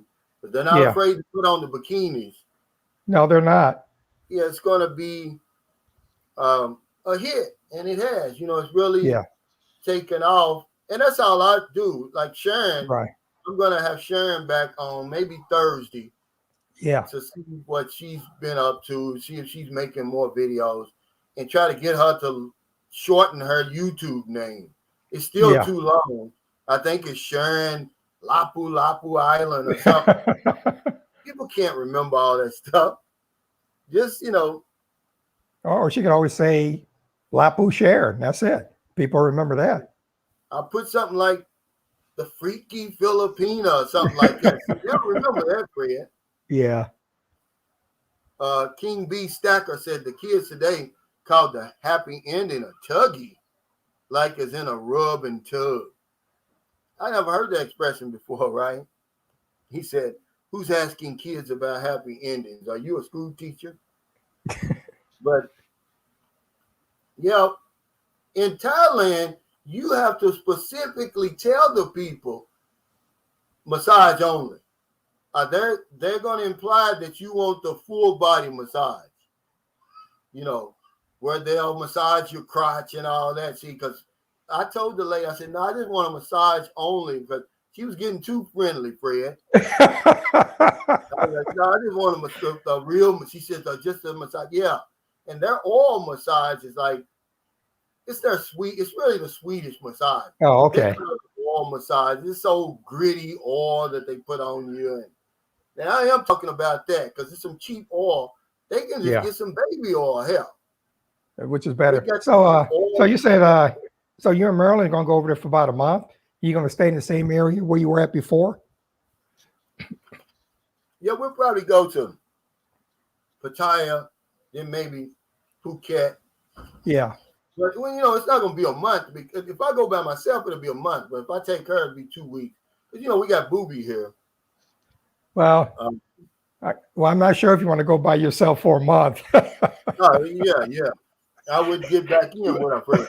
Man, you got to come back and deal with some more drama. The thing about it was when she read that, you know, first of all, you meddling. You ain't had no business reading that, you know. But they do. They do.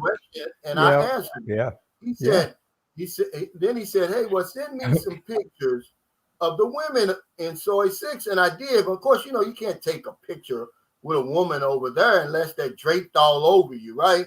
Yeah. Otherwise, they're going to think you're weird. Yep. He said, yeah, they rub you down with Crisco. Yeah, it's just a gritty oil that it really wasn't, you know, I was more or less tell me when it's over instead of really enjoying it, Fred. I was just like, you know, and I usually don't do that with massages. I usually go to sleep if it's a good massage. Yeah. But it was like, have you ever done a facial before? I haven't, but it's popular in the Philippines now. Well, last time I was there, me and two of my buddies went over and got a facial, you know, and then, you know, they put this thing on there and they you know, pick pimples out of your skin. Man, that thing was painful, you know, and all this stuff. And then I thought they supposed to put like cucumbers on your eyes. And then she come around and put these metal weights on my eyes. I said, take these things off my eyes. I'm not dead yet. Yeah. Yeah, it's popular over here because Maryland's asking me to get one. I don't want one. Well, I mean, them things are painful. I'll be honest with you, man. It's almost like they're picking pimples out of your face, and then they're gonna show them to you, but you can't see that stuff, man, unless you got a super magnifying glass or something. Yeah, yeah. He says Gemini is truly a gem. Yeah, she's fine, man. I'm not gonna lie, but she's nice, man. She's really trying to get her channel established. But when you got four people, you got four personalities, four different perspectives, and some of them are maybe looking for a husband or a boyfriend because life is hard over here. Yeah, and I think we take that for granted. We watch foreigners all the time; they have nice houses and cars and stuff. But when you really get over here to the real nitty gritty, Fred, you can bear witness to this. It's hard. It's hard over here. Life is tough for the masses, anyway. Yeah. But it's one thing I did discover over the years. How when I was there, Calvin, maybe it was the same way when you first got there many years ago. Most of the people would use jeepneys, buses, or trikes as their form of transportation. But man, there's so much traffic on the road. Almost everybody that you meet has a car now. Where in the past that was almost impossible. So it's telling me, the standard somewhat in the Philippines living there for the Philippine people themselves has risen a lot more for them to be able to afford those type of luxuries. It has. Yeah. The Filipino economy was one of the fastest in Asia pre-pandemic. When I started coming here in 2009, you could put on a blindfold and walk across the street and do daddy. Yeah. There was no cars and motorcycles. Now you try that. Calvin, I used to drive in Manila. I won't drive there now. Yeah. I certainly won't. I've never driven here. I've never even sat on a motorcycle and pretended I was driving over here. It's extremely dangerous. And I'm going to have to do another video about why I don't drive over here. It's something, it's next level. Yeah. They had believe it or not, I was here in 2011, and they had one of those, he was an ex-Formula One driver. He was in the Philippines for promoting something. Mm-hmm. And he said from his ride to the airport to the hotel, he said he saw some of the best drivers. He said because they were inches from an accident. At every turn, man, you got to be a hell of a driver over here. Yeah. Oh, okay. He said, living a God-filled life. He says, how about interviewing some pastors on your channel and have them talk about the power of Jesus Christ in the Philippines? Well, that would be interesting, Fred. Yeah, but Calvin, I don't think nobody's going to tune in for that. Yeah. I mean, that religion is something I don't get involved with. Religion and politics over here. And that's something that's always good to stay away from. I do the same thing here. I don't talk about it. I don't want to get into it. Most wars are started over religion. Yeah. I don't. Yeah, the minute you get out here talking about the power of Jesus, then don't talk about, well, what about the power of Buddha? And then you got to talk about Muhammad, and you got to talk about all the gods in India, and then I don't want to touch that, man. Believe it or not. Yusuf was asking me about San Carlos City. No, but it's not bad. The traffic's not bad here, but it's just as dangerous. Remember, there's no stop signs, man. We've got a major thoroughfare here, Fred. Yeah. There's no stop signs. There's no light. There's no nothing. It's wow. Like you're driving with mental telepathy. I mean, really, it's just, I wouldn't do it. And not about 2 weeks ago, we had a little woman here that worked in the licensing department, and in transportation office. She got killed, man. She was disabled. She was real short and had like what you call it when you get this, when your spine is curved, scoliosis, right? Yeah, yeah. He drove real slow on her motorcycle. Don't you know somebody ran over and killed her, man? Oh man. Yeah. I used to ride a motorcycle back there in the days, but I wouldn't dream of doing that anymore. They got so many bikes on the road now. Yeah, it's great. He said, preach the power of Red Horse. Yeah, people like that a whole lot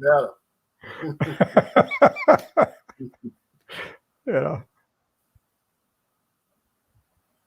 Yeah, I like to do this, but see, I did I was talking about, I want to get to know more Pinoy men. Yeah. Because I know very few over here, Fred, because we're preoccupied with the ladies. You're 100% correct. Yeah, we very seldom get the point of view of the Filipino man. Now, Arthur, the engineer who built my house, yeah, we become friends. We yeah. ate at him. They've got a new coffee shop, car wash, and his office. It's beautiful, right around the corner from me. And we went there and we ate and drank a couple of cups of coffee. But he's way up there. He's not the masses. He's worked his tail off, and him and his wife. So you get a different perspective. I mean, he speaks good English, and but I would like to. The regular guys, they just seem too shy. They're too bashful, Fred. Well, that's true. They won't talk to you really. They won't sit down with you. Like the tricycle drivers. Now, they're good when you see them out in the street. Hey, sunshine shoulder and all that. But if I said, hey, come on, let me talk to you on camera, man, they would freeze up. No. Yeah, they'll freeze up. Yeah, they're reserved and laid back. That's why I was No, go ahead, Kelvin. No, I'm saying don't take that as a weakness, though. No, it's not. No. But Calvin, it was nice that when you had a few of the ladies on the show, it was nice to see things from their point of view.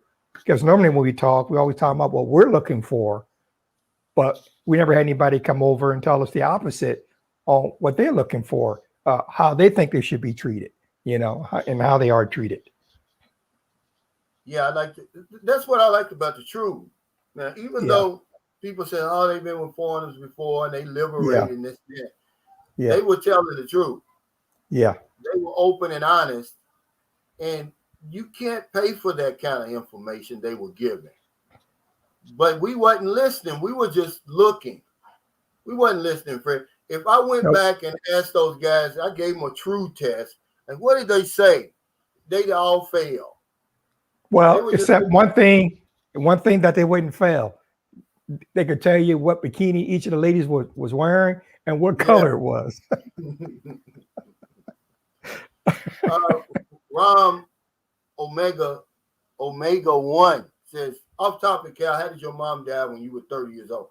She died of lung cancer, Fred. And that's that's one of the worst ways you probably can die. I mean, and without getting ran over by a train. Yeah. Imagine you can't breathe. And my mother smoked for 50 years. That's why I was going to ask you, was she a heavy smoker? But a lot of people who have lung cancer, who have died from lung cancer, they don't smoke. But yeah, my mother smoked for 50 years. And it doesn't make it any less painful, man. My mother's been dead. September will be 29 years. Wow. And man, it's like it was yesterday, man, when it happened. It was so devastating to me that I was in denial for a long time. I dreamt about my mother every single night for a year. Wow. That's how bad it was, Fred. I mean, even now when I think about it, it's just so painful, man, because it happened so suddenly. Yeah. The cancer was growing inside of her. We didn't know because my mother only went to the doctor when she had babies. She was from the old school, Fred. Well, Well, no time you went to the doctors when you were sick or the doctor would come to the house. I'm telling my age again, Kelvin, but you're right. You didn't go to the doctor unless you were sick. And, by the time my mother it got to the point she couldn't swallow. Oh, man. So my brother was a nurse. He's thinking, because my mother's face had got puffy, he was thinking it was allergies. So for 2 or 3 days, he was bringing her antibiotics and stuff like that. Nothing worked. So then my sister and her husband took her to the emergency room. And, man, my mother had stage 4 cancer. Oh, man. Okay. 9 days later, she was dead. It happened so suddenly that it blew my mind, man. I mean, even to this day, it's a hole there. I can't feel, man. I think it has a lot to do with my relationships not working, man, to be honest with you, man. Because that sense of loss, you wonder, well, here I'm going to love this person. They're just going to leave. I'm going to end up losing them too. So I sabotaged a lot of my relationships, friend, to be honest with you. Andrew said, John Gomez said his mother died of lung cancer. Andrew Harris said my wife died of lung cancer in 2005 after 27 years together. Yeah. To see them struggle like that, to suffer, because here's the thing about doctors, that I hope they've gotten better since 1993, because I don't talk to them anymore. But one day the doctor came in with the prognosis. Mm-hmm. He says, well, your mother's never going to be the same, but she will be able to leave the hospital. So y'all got to decide where she's going to live, who's going to take care of her. So he gave us a glimmer of hope. The very next day, he calls us back in. Well, there's nothing we can do. Y'all going to have to make a decision to pull your mother off she was on the respirator. Oh, man. I'm like, it's crazy, man. And I don't know. But I can tell you this. This is how the universe works. And people call it God. You call it whatever you want to call it. I wasn't able to, when I was 30 years old, I was still getting drunk. I was still getting high. I wasn't able to help my mother at all. I couldn't contribute at the funeral, nothing. No type of emotional support. But about 7 years later, after I'd gotten sober and got my life together, my wife at the time, her mother was sick. And I was able to be there at her and hold her hand when she died. And it gave me some level of comfort, man. It's like I was able to, to make up for not being there for my mother. I was there for her. Yeah. Photo Dave Jack said, my mom too, Calvin. I was with her when she passed. See, you're fortunate. I wasn't.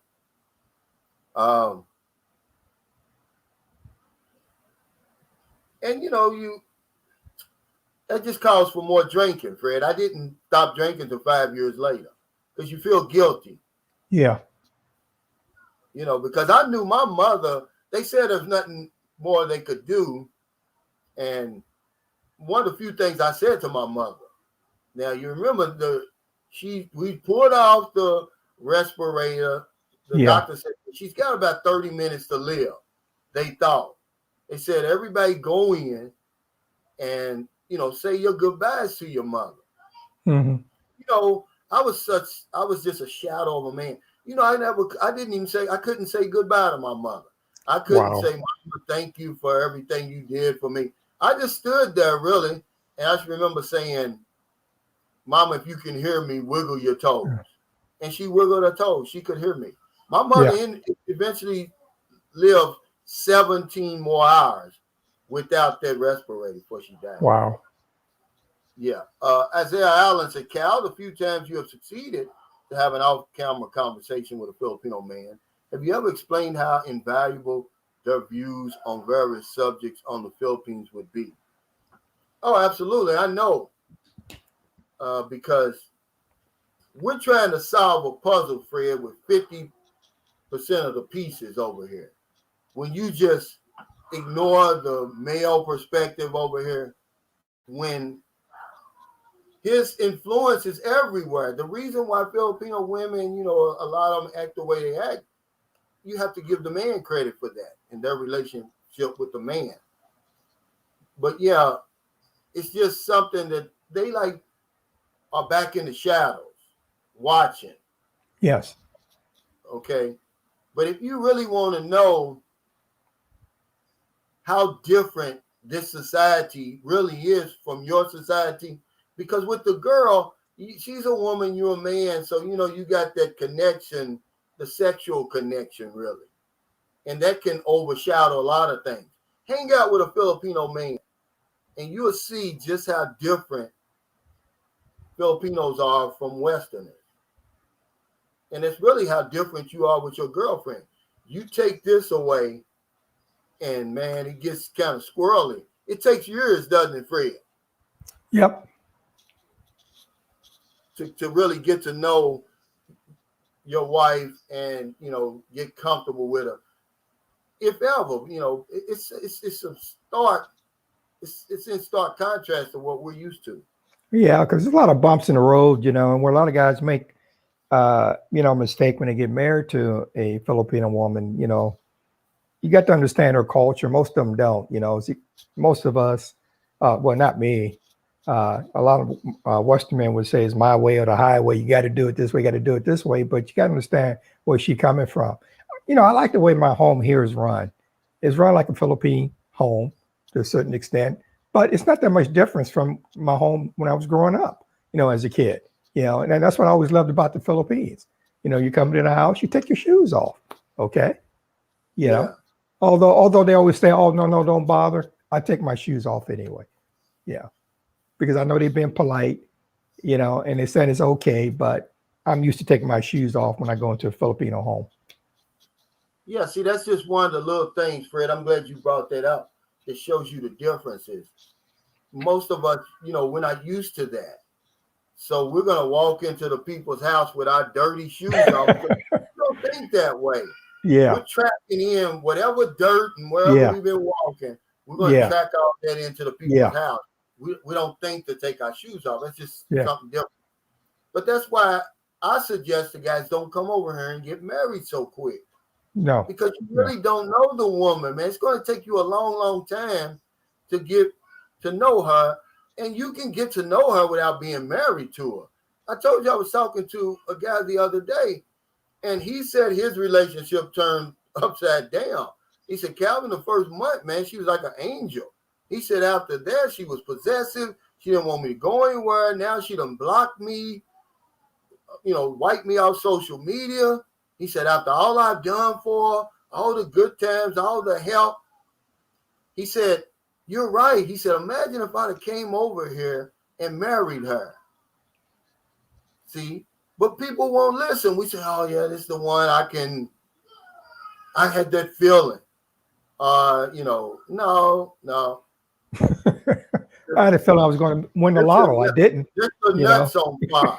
Just his nuts on fire, Fred. That's the feeling you got. Well, Calvin, we talk about this time and time again. Guys are meeting ladies. They got that thirst instead of really getting the time to know the lady. And I still said, you get there. I still got mixed feelings about having somebody pick you up at the airport. My thing is, if you already got a reservation somewhere, it's best to go to where you're going to stay. That would be my recommendation. You meet the girl, and you can see where you're going to go from there. And I'm going to tell you another important aspect also, is like what you did. Meet the family. I met Lynn's family. I got to know Lynn's family very well before we got married, and they were good people. One of the biggest mistakes we make is, and you hear this all the time. You see it in my comments. Yeah. Women are women. No, man, they're different, man. It's a difference over here. Women are women. They'll say, they're women, aren't they? Well, why you expect something different? Okay, no, it is different over here, man. They're not the same. So we come over here and we treat the women the same as we treat them at home, or we expect them to act like the women back at home. No. A Filipino will will walk away and completely cut you out of her life. Yep. Just like that. No matter how long you've been together, no matter how much you did for her, no matter how faithful you were. And you won't know why she did it. That's true. because you done overstepped your boundary somewhere. You done crossed the line you wasn't supposed to cross, because we don't know. Men going their own way flight. Says, Calvin, I lost one of my sisters to lung cancer. She died on the diagnosis table. It was so sudden. I don't know if it's a worse way to die, than that, man. When you can't breathe like that. R68 DVR said, the sunshine shows. I feel you, brother. I lost my mother in May. Nothing will replace our first love. It's painful, man. Even to this day. Yeah. It is. But Calvin, while we're on the subject, my mother passed when she was 80, so I was already in my 60s already. And my dad passed in 2020 on the outbreak of the COVID. Nobody knew what COVID was.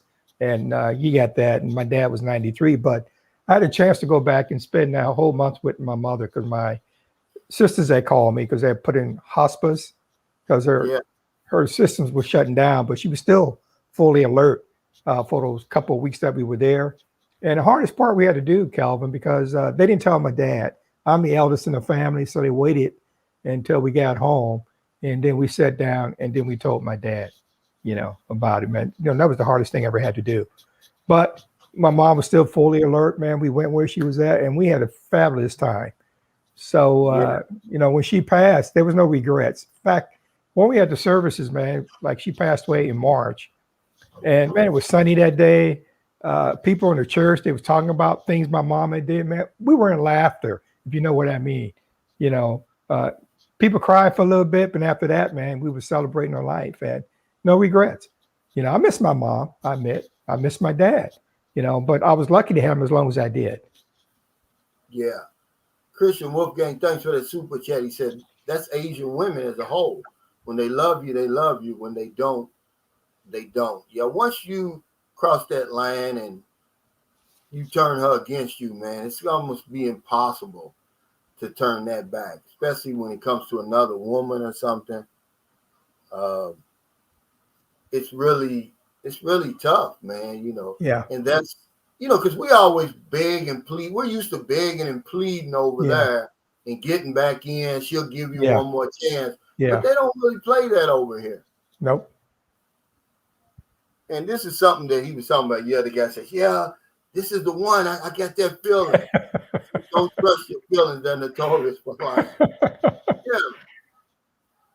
And that ain't, that ain't his, he's not thinking with his head, Fred. Nah. MS says, I empathize with you, Calvin. I also lost my mom to cancer. I figure the best way to honor those you lost is to strive for better. And I agree with you.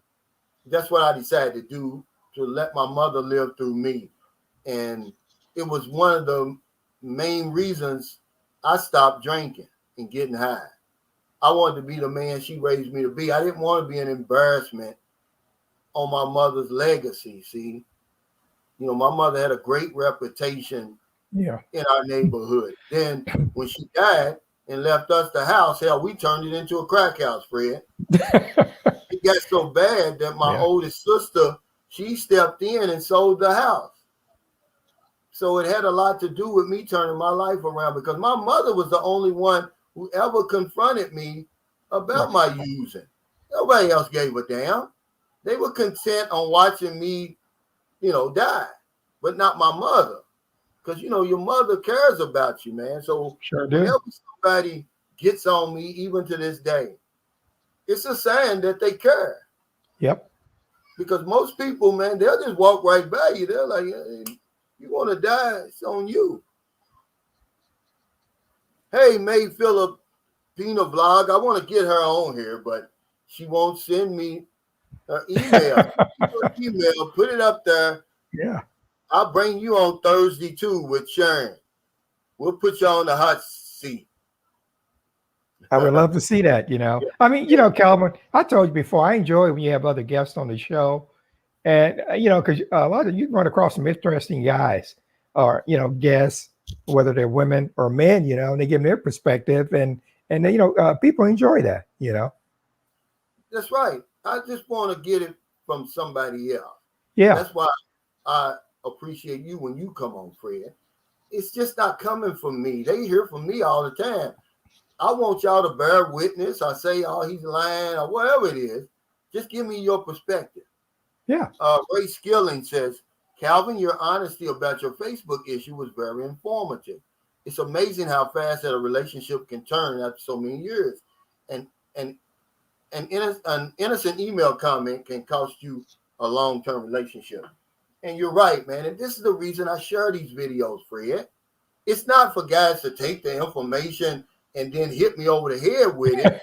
Like if you go in those comments, say, oh, is this the same woman you built the house for and all this? And good way to think to pay you back. It's to show guys what's liable to happen over here. What you're really dealing with over here. See? Because we know so little about their culture and so little about them. Yeah, you're right. The smallest comment can end it all. Yeah. And you'll be standing there wondering, like, what the hell did I do? And you got to be very careful, because something we may joke about, they'll take it personal and think, well, like you said, you're talking about me, you're talking about that. So I don't do that. Even all these years been married to Lynn. Lynn knows a lot and everything else, but I don't joke about stuff unless Lynn understands what I'm joking about. It's a different story instead of me joking about something she don't have no clue, Yeah, they don't get our jokes, Fred. No, they don't. And we don't get theirs. Yeah. And so you're right. I don't play a lot around Maryland either because, man, they don't understand sarcasm at all. Or they think you're making fun of them, and you're not. You might joke about something that may be innocent to us, but to them, they may take it personal, Thanks for that super chat. He said for Plato. I guess he's talking about Pansy. I think, probably Pansy. Yeah.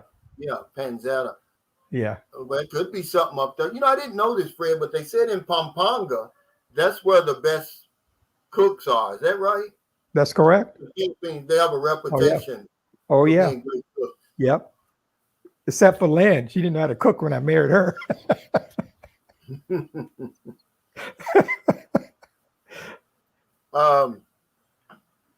Cal, is it just because Filipino men are shy that they won't speak on camera, or is there also a chance that they were weary of a possible backlash from the expat community to their livelihood?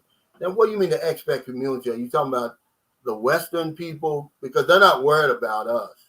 No. Men and women over here, remember, it's a culture over here. They're not going to act against their thinking. That's why it's very rare that you will see a Filipino or Filipina get on here and give you the nitty gritty. They're not going to do it. They're worried about the backlash from their community, not us. They're worried about, how it is. Don't air your dirty laundry. It's that sort of thing. That's what they're worried of. They're worried of what the people watching are going to say. Because remember, social media is totally different over here, guys. It's life and death over here. Yeah. If you got politicians that get on social media and they'll be apologizing, explaining themselves. If somebody trolls somebody over here, man, it's a big deal. It'll make the news, man. It's not, it's nothing in America, but it'll make the news over here, guys. I'm telling you, man. This guy, this is true right here. He said different culture, like Alice in Wonderland in some cases. It is. It takes you a long, long time to, if ever, to work your way through what's going on over here, man. To be honest with you. But yeah, social media is a big, big deal over here. It's nothing like what we're used to over there.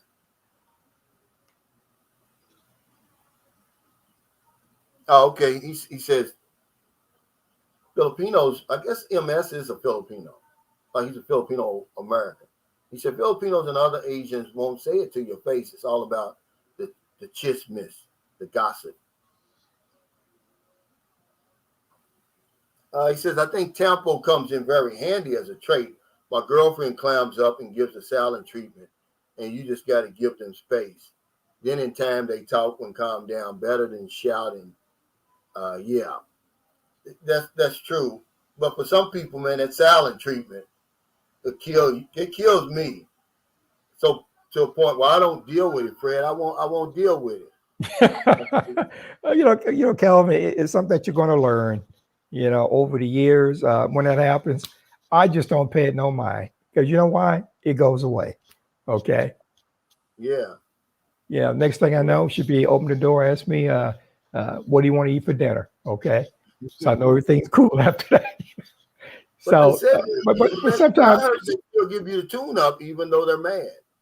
Yeah, but something, Calvin, what makes it great, if you guys have something like that again, if nobody's in the guest room, man, just going over there, chill out, do whatever you're going to do and everything else. And like it takes two to argue, but it's hard to argue with yourself, Yeah. And then when people are angry, it's hard to get your point of view across.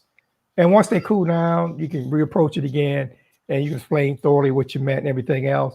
Oh, okay. I didn't know. I understand now. And once they understand, man, no problem. The Beach of Life said Facebook is so huge over here that most businesses run on Messenger and Facebook. They don't even have a phone number. Yeah, see, that's what I'm saying. That's a perfect example. But I mean, 98% of Filipino adults who have access to the internet are on Facebook. Yep. See, and it's just a big deal.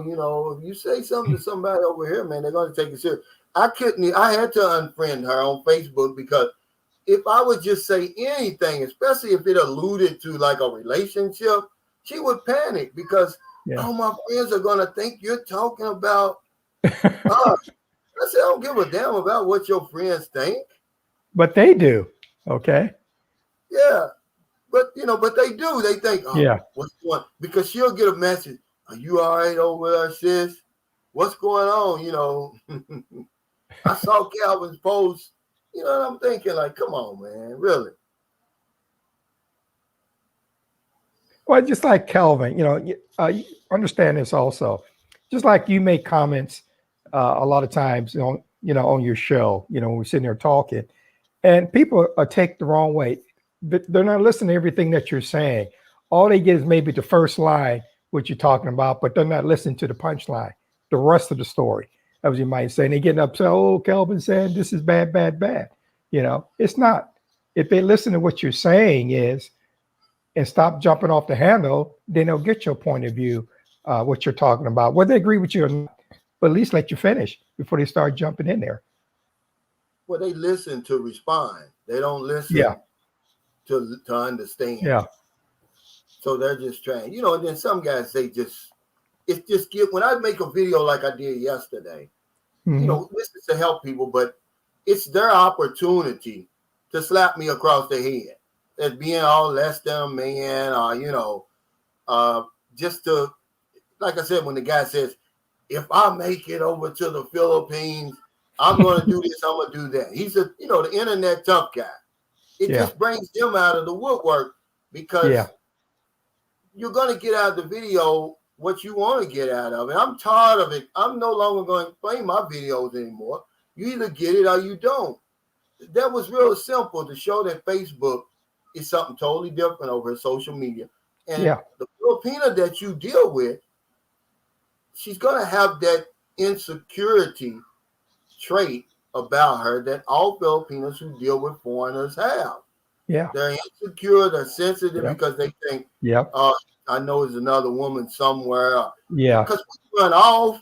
See, we always talk about what the Filipino does. We never talk about the crazy stuff we do. Right. And they keep a notebook of all this stuff. We run off. We get with 2 or 3 women. When we do run off, we don't take care of the business that we left behind. All the stuff we do. Michael Dawsonville, it's a great point that I made time and time again. He said, to know a Filipino man, you watch a Filipino woman. They're a mirror of each other. And this is what I say all the time. If you really want to know how different you are from that Filipino woman you're dating. Just look at a Filipino man. You have nothing in common with him. Try to go out on the town with a Filipino man, and you're going to see all that's going to stick out is their culture, how nice and they are, and and friendly. But other than that, the way they eat, the way they dress, and all of that, man, you're not going to have anything in common with them. But they don't have a pussy. And that's what to negotiate with. See, so they're out in the cold a lot of times. Malik Kowelli, thanks for that super chat. He said, hey, Mr. Cal, just joining the stream. Facebook is nothing but drama. He says, I got off it back in 2009. I prefer the old school way, face-to-face. And you're like me, Fred, I got off from Facebook. Yeah. When I first got back to the Philippines in 2018, I didn't have a Facebook. But when I opened up my Sunshine Shoulders Facebook page, I had to have, I just couldn't open it up. I had to have a personal Facebook page to manage it. Mm-hmm. And so you get caught back in there, making posts and stuff. It's addicting. Yeah. They've got psychologists. They've got some of the best behind these social media websites and apps and stuff to lure you in. It is drama. And I got off of it. Some of my happiest times was when I didn't have Facebook. I like the face-to-face too. He says, you sound just like, almost like my adopted father. She said, then this is a Filipino. She said, I cry from jokes. I take it seriously, even if it's just a joke. I think I'm crazy that way, but just once I did. Yeah. But see, Marilyn, I have to tell her to stay away from the comments under my videos because she'll start crying. She takes it personal. I said, Marilyn, these are strangers. They don't even know us. Why you get so upset about that? It's just how they are, guys. You got to be careful. Because I'll come in here after playing tennis and she'll just be bawling, Fred. I'm like, what's wrong with you now? Did you see what they said about you on that comment? I'm like, to hell with them. Give a damn about what they saying. Calvin, for people to say stuff that they say, they sure spend a lot of time coming to your page to see what you got to say. Just push your viewership up. Yeah, that's what it does. Yeah. It keeps me in the algorithm. Yeah. But it's gotten to the point now where I tried my best to answer my comments, but sometimes, like the one yesterday, they jump up so fast. Yeah. That I can't keep up. But most of them I can keep up, and I try my best. Yeah. What? Okay. That's Booby again. Hello, Booby. Hello. He comes to get this. She likes this. Oh, okay. Get out of here. Bye. I tell you about you've been enjoying now, Calvin. I know you say you don't have the patience, but she got you wrapped around her little finger. Oh man. Yeah, because before you know it, they'll be graduating from high school. Oh yeah. Time goes by very fast. Yeah. Rory Woodward says, just a curiosity. Are there plenty of AA or NA meetings around? I'm leaving on the 13th, moving with my wife in a longer pole. 23 years of recovery. I need some meetings. Yeah, you won't have any problems finding those in those major cities. Cebu, Manila, along the pole, and all those places. Yeah, they've got AA meetings. And then, they got a pretty good expat community there too. Former military members step in, help you out. Yeah, AA meetings are there. Yeah. They have I know pre-pandemic, they have the National AA Convention in Cebu just about every year. W Secrets of Successful. I said, Cal, if it wasn't for Facebook, I would have never found your page, bro. Yeah, I mean, it has its good points, but there's people who actually earn money on Facebook, Fred, businesses and stuff. But like for a regular guy like me, it really doesn't serve a purpose for real, because I'll post something stupid like that. Like I'm not stupid. I was born at night, but not last night. What does that mean? But she got upset about it. Well, She ran home from the gym. Oh man. Yeah. Well, I got a Facebook page, but there's nothing on it. I don't post anything. Most of the stuff pop up is old stuff from back in the days, or my sister may put something on. I got some cousins and stuff I keep in contact with. They put pictures there, but that's about the extent of it, Yeah. Yeah, Kuya Black says, Cal, she didn't know how it worked. She says, bro, you know how women do. They get sensitive quick, especially when you're getting all the publicity. That's what the one guy said. He said, Cal, that's just her way of showing you she loves you. Jealousy is the way they show how much they love you. But, jealousy is a form of insanity also, Fred. Yeah. You look it up. There's no reason to be jealous of anybody. Well, a lot of times that come from what you said before, insecurity. And I'd be wondering what you're insecure about. I used to always tell Lynn, I'm with you. I'm not with somebody else. You don't know, and she don't think about that anymore. But early on, when we got married and all this stuff, it was like, even when you live with somebody, it's a trial is what it is. You don't know if you're going to make it or not. How many years did it take, if you can remember, Fred, before all that kind of died down? Shoot, because man, y'all been together for 33 years. Yeah, 33 years. Maybe the first 5-6 years, man, is what I'm thinking. Yeah. That sounds about right, because I find myself explaining to Marilyn, like, look, can't you see the big picture? I'm doing all this for you. I'm not doing this for nobody else. They can't see that, Fred. It doesn't compute in their mind. They get locked in on this, you must be liking somebody else, that they forget about everything else. Like, I put my roots down here in St. Carlos City, where you're born. It's your hometown. We don't build a house. But Calvin, the insecurities come from as getting older. So they have the tendency to think we men, as our wives get older, then we want to trade them in and get somebody younger, girlfriend, wives, whatever. But man, think about all the hassle you went through to meet the lady that you got. And I think the same thing about Lynn. Why would I want to go through that all over again? I wouldn't. Yeah. Okay. And even if I did have Lynn, if Lynn was to go before I go, why would I want somebody else? I already had a good woman. I don't need that other stuff that's out there. Yeah. But I'll say this: I won't be a monk. Let's put it that way. That's right. Yeah, ain't no monk mode.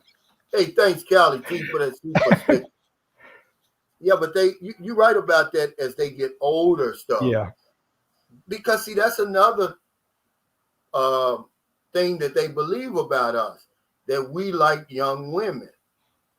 So they think that, well, she's 40 now. Maybe when she gets 45, I'm going to trade her in for 25. But Calvin, here's what I always tell Lynn. Oh, you want to trade for a younger woman? The difference between men and Lynn's age is she's always going to be the younger woman. So you ain't got nothing to fear. Jay Vavra one, he says, planning to move to Dumaguete in a few years. My big concern is moving over there. Then things get politically or economically bad and forced to leave. Has this happened in recent history in the PI? No. That's one thing I talked about before. One of the reasons I like the Philippines. And I won't really touch on it, but their government is pretty stable. Okay. And remember, economically, they will have one of the fastest growing economies in all the world. Even now, they've got like the 34th ranked economy on the planet. This isn't Sri Lanka or anywhere like that. I don't see that happening anytime soon. And remember, they've got a lot. They got China on one side. They got the United States on the other. They got Russia in the middle. Philippines still has some significance over here. And that's why I know they're always going to have somebody that's going to jump in and help them. I don't think they'll let them hit rock bottom. It's not going to serve anybody any purpose. As a matter of fact, it's better that the Philippines be up and in good standing for those countries I just named. But anything can happen, Fred. Yeah, okay. Anything can happen. But yeah. Greetings, Ed Roach. He says, almost cousin. Which San Carlos city do you live in? We will be in Santa Rosa Laguna in November and was planning a trip to visiting you and the family. I live not the one there where you live. I live at the one down in Negros Occidental, about 4 hours north of Dumaguete. There's 2 San Carlos cities. The San Carlos city I live in is been voted one of the cleanest cities in the Philippines 3 years in a row. But is Pumpkin Joe's in Dumaguete? Yeah, he lives in Dumaguete. So he's a long way from where you stay at. He's about 4 hours away. Wow. Yeah. He's in Dumaguete, and I want to give him a shout out. Him and his wife, they had a newborn baby. Yeah. They added a bundle of joy to that. I tell you, be careful because you touch it and you're pregnant again. Well, he's been having some sleepless nights. I know that. Oh, yeah, I've seen him on Facebook, man. Been there, done that. You think, when it's feeling good, the tune-up and everything's going good. And, you thinking, well, I better be careful. Because I tell you, man, Booby, man, is something, man. Yeah, I can see it. I do anything for her, but she gets to screaming and wanting her way, Fred. Yep. It's tough on an old man. I have a granddaughter. She just turned a year old. So my son always calls us on the weekend, and she's something else. She's in everything. She's letting everybody know she's in charge. Yeah. Well, she's too smart now. I won't touch Marilyn around her. Oh no, you can't do that. Well, we know kids are like mini recorders, sponges. Whatever they see, they take it in. I used to play this song by Eminem, "Ass Like That." I don't know if you ever heard that. Yeah. They'd be saying "doing, doing, doing." When my grandson came in the house singing "doing, doing, doing," well, I said, "Where did he learn that at?" He said, "Well, Papa was playing that on his radio." Well, it's funny you brought that up. I was in the grocery store the other day, man, and there was a guy, I can't think of his name, but he had a song, "Back That Thing Up."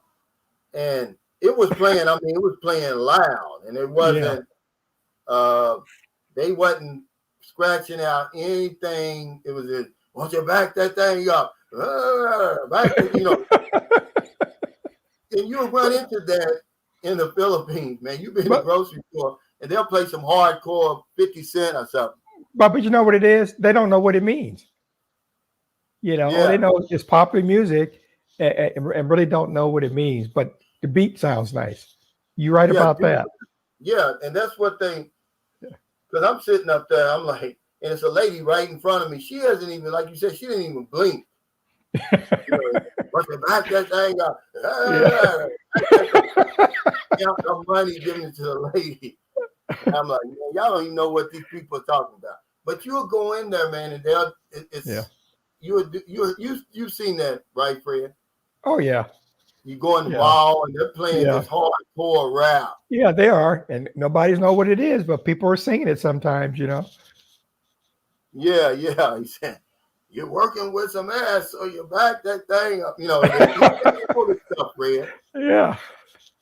Because actually, I was asking Lynn one time, asked our niece and nephews, because they was playing that music, and they singing it, and they got profanity and everything in it.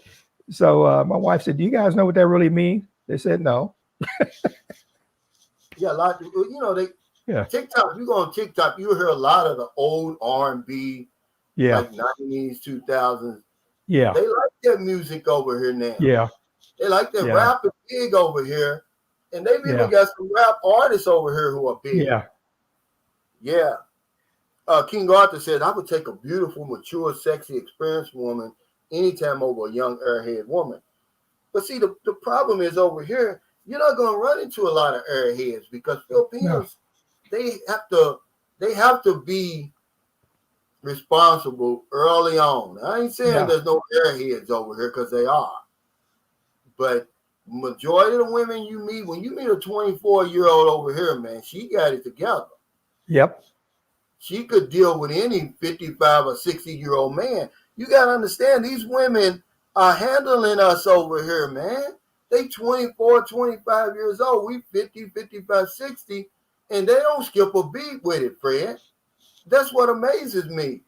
It's not just the spectacle of seeing an older man with a younger woman. It's how they handle us. It's as if it's no big deal to them.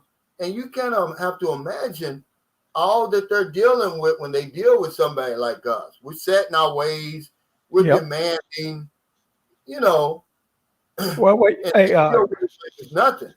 Perfect example of that. If you ever watched the, I know you do because you told me about it, or Dana, somebody told me, the Campbell channel.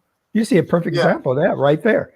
And, when I watched that, if you want entertainment, man, I'd be cracking up, he's a guy that's set in his ways. He ain't going to change, Yeah, but I even mean somebody even younger than her. Yeah. I see like when I first started coming over here, I was 45. Yeah. And at the time, the young girl, she said she was 22, but she was 18. And I would never have known it, Fred, the way she carried herself, the way she related to me and managed her relationship. It's amazing, man. And then when my son's mother she was 25, I was 46.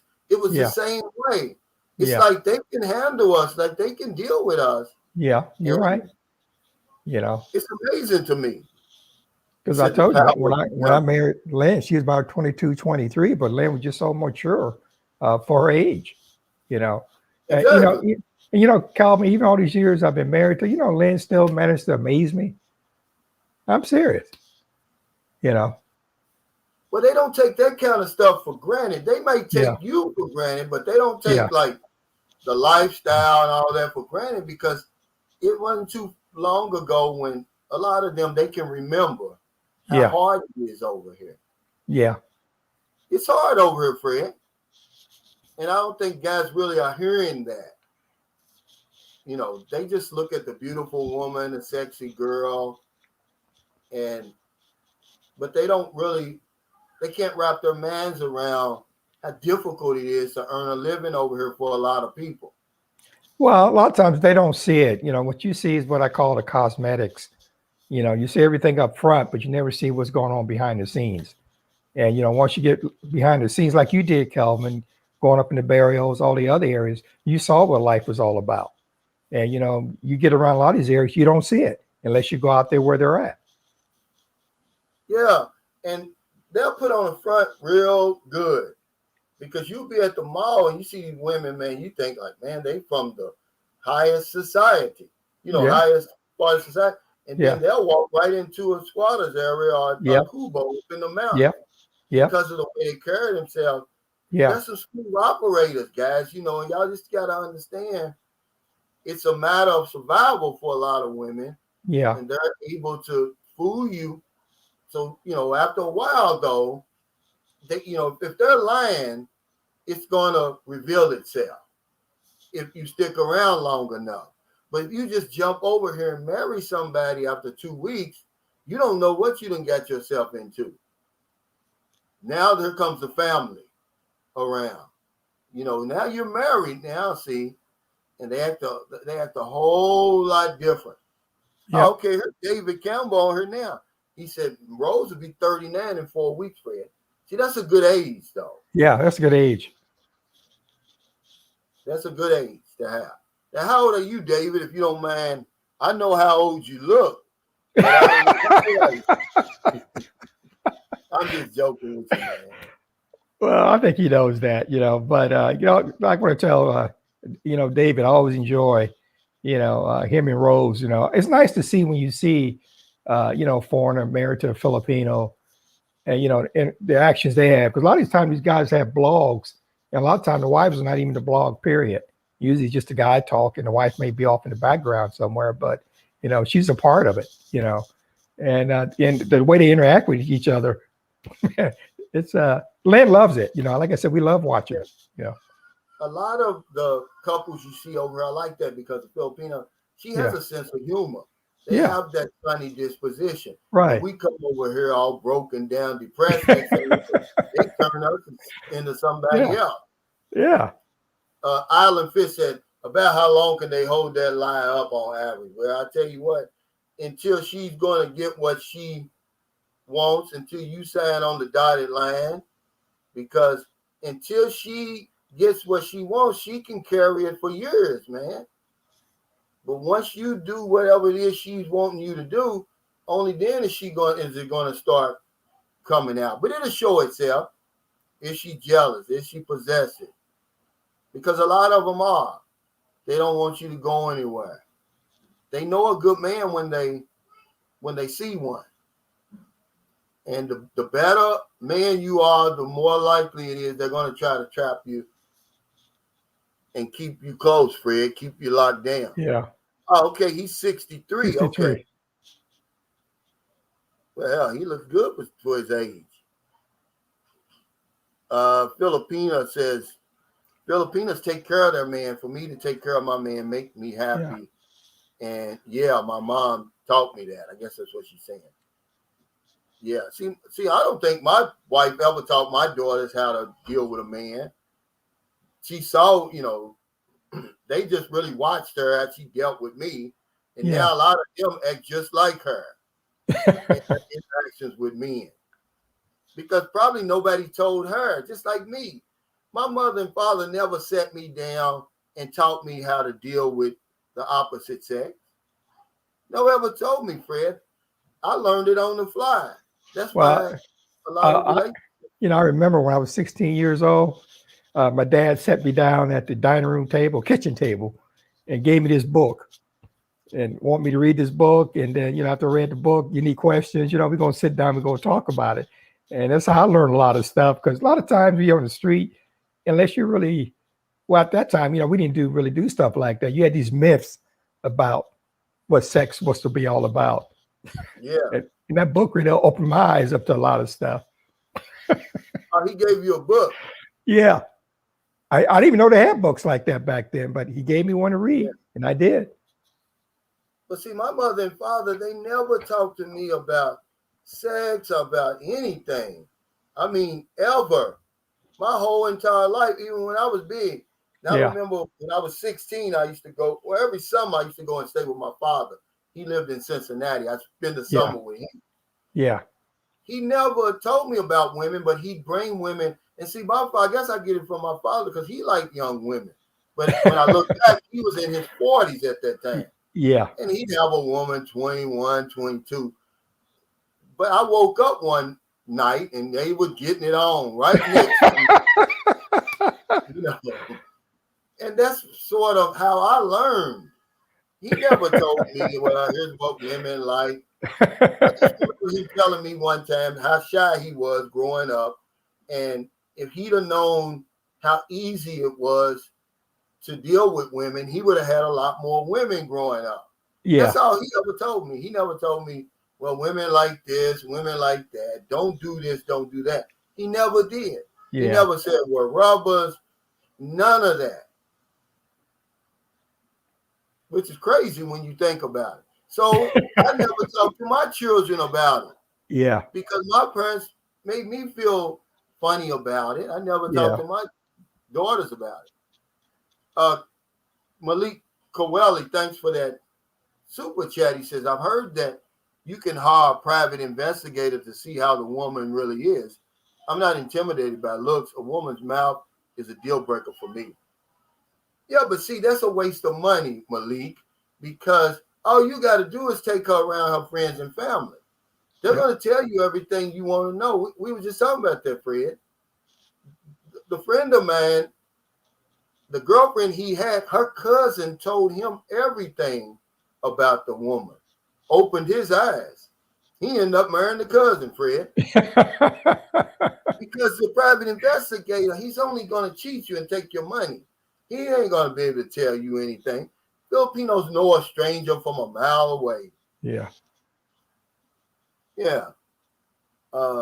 Ed Roach, he said, you said a few weeks ago there are 3 people in a relationship in the States. It's you, the lady, and the government. But that is not the case in the Philippines. You are truly on your own to survive. That's right.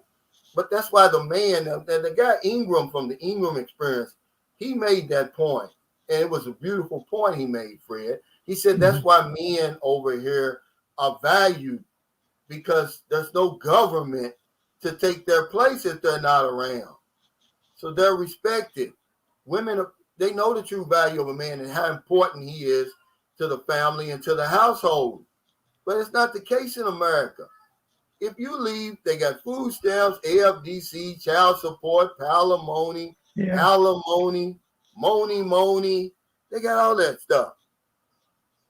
Well, back in the days, people used to say it was cheaper to keep her because everything you have to pay, if you get a divorce, the woman's going to take everything you got, She could be in the wrong, Calvin, when you're dealing with the government, and still take everything you got. And still take everything you got. But I would rather give a woman half of what I got and get out of there, even if she didn't earn it, just to get away from there. But what you see in America happening is these men are like, I'm not giving, I'd rather kill you. And they'll kill the lady and go to prison. It's not worth it. You can't figure that one out. Or they'll be married, happily married, and they'll get into an affair. And they'll kill the wife so they can run off with the. You don't have to kill the woman. Just run off with her. Shit. Calvin, I'll tell you a story. We have something like that almost happened here. And it happened to be a lady I work with, one of the nicest ladies you ever wanted to meet when I was working at the hospital, where her husband was in a plot trying to kill her because he met a woman over in the Philippines. So he's trying to figure a way to kill the wife so he get whatever insurance money he would get and move over there. And they happened to find the plot out. He wound up getting arrested for it, attempted murder and all that stuff, And it goes back to the point is, why would you want to do all that and give up your freedom? Because you go to prison, you're going to lose everything anyway. Just let her have what she wants. Give it all. I wouldn't care. I can start me another life somewhere else. Yeah, I don't understand. You see a lot of people in America, man. They're right now. They're on death row or life without parole. Where they, remember a long time ago, the guy in I think he ended up killing himself in Boston. He shot his pregnant wife in the stomach and killed her, and then shot himself, and then got on there and said some black men robbed them and whatever, right? So they're stopping every black man they can find. Yeah. Well, come to find out, he did all of this because he's having an affair. Yeah. And he wants to run off with the mistress. Why you have to kill your wife and all that, make up all these old crazy stories? Just get in the car and leave, fool. That's all I'm saying. It really doesn't make any sense. But when you do something like that, you're the suspect anyway. You're the first suspect going to be looking at if something happens to your wife or your significant other, or whatever. I question their mental capacity there, because a lot of people who do that, they're not very educated. No. Just like the young lady over here. If you've never watched Murder in the Family, please go on YouTube after this is over with and watch Murder in the Family about either Australian or Canadian. He married the bar girl, gave her a life she never even dreamed of. End up, her and her Filipino boyfriend ended up killing the guy. I heard about that. Yeah. You could get this and get that. Well, you didn't get nothing. The mother, she was going to get away with it, but the foreigner's mother said, no, I'm going to get down to the bottom of this. And she spent hundreds of thousands of dollars and brought that girl to justice. she ended up, they were going to let it basically go here. She was going to get away with murder, but the mother said, no, not on my watch. And they end up catching her, but she didn't graduate from high school. It's like the man was going to give you, he had 2 kids back. He was giving her, now this was a long time ago. I want to say 2002, Fred. Yeah. He was giving her 60,000 pesos every month in 2002. Like, what more could you want, lady? Well, she wanted to have her boyfriend, and probably felt like the money was going to continue to roll in when he was gone. Yeah. And I just didn't give her. Now they gave her 40 years. So she's been locked up, I think, about almost 20 years now. So she still got 20 to go. And that's a long time. I mean, that's the stupidest thing. And the mother ended up getting the kids. Yeah. So she lost the kids. She lost everything. Yep. Slick Puppy said, marriage is the only program I know where men pay to get into prison and then have to pay 10 times as much to get out. And if you're lucky, you might get your tube kit. Yeah, that's a fact. But it's cheap to get married, Fred. Expensive to get out. You're right. You're right about that. I was looking at something that David Campbell had on there, because remember when I got a divorce with my ex-wife, and then what was it? Many years down the road, she came back. She was able to get part of my retirement check from the military because we were married about 10 years, and that was the cutoff, was 10 years. So she'll get that for life until she passes on, or if I pass, it stops. Oh, so she's getting your Social Security now? No. I'm talking about my military retirement. She don't get no Social Security. Oh, okay.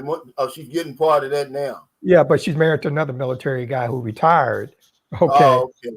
So, she was with me almost 10 years and was with him when he was a lot longer. So if she ever divorce him, she'll get part what he has, which really don't make sense because no other government entity does that.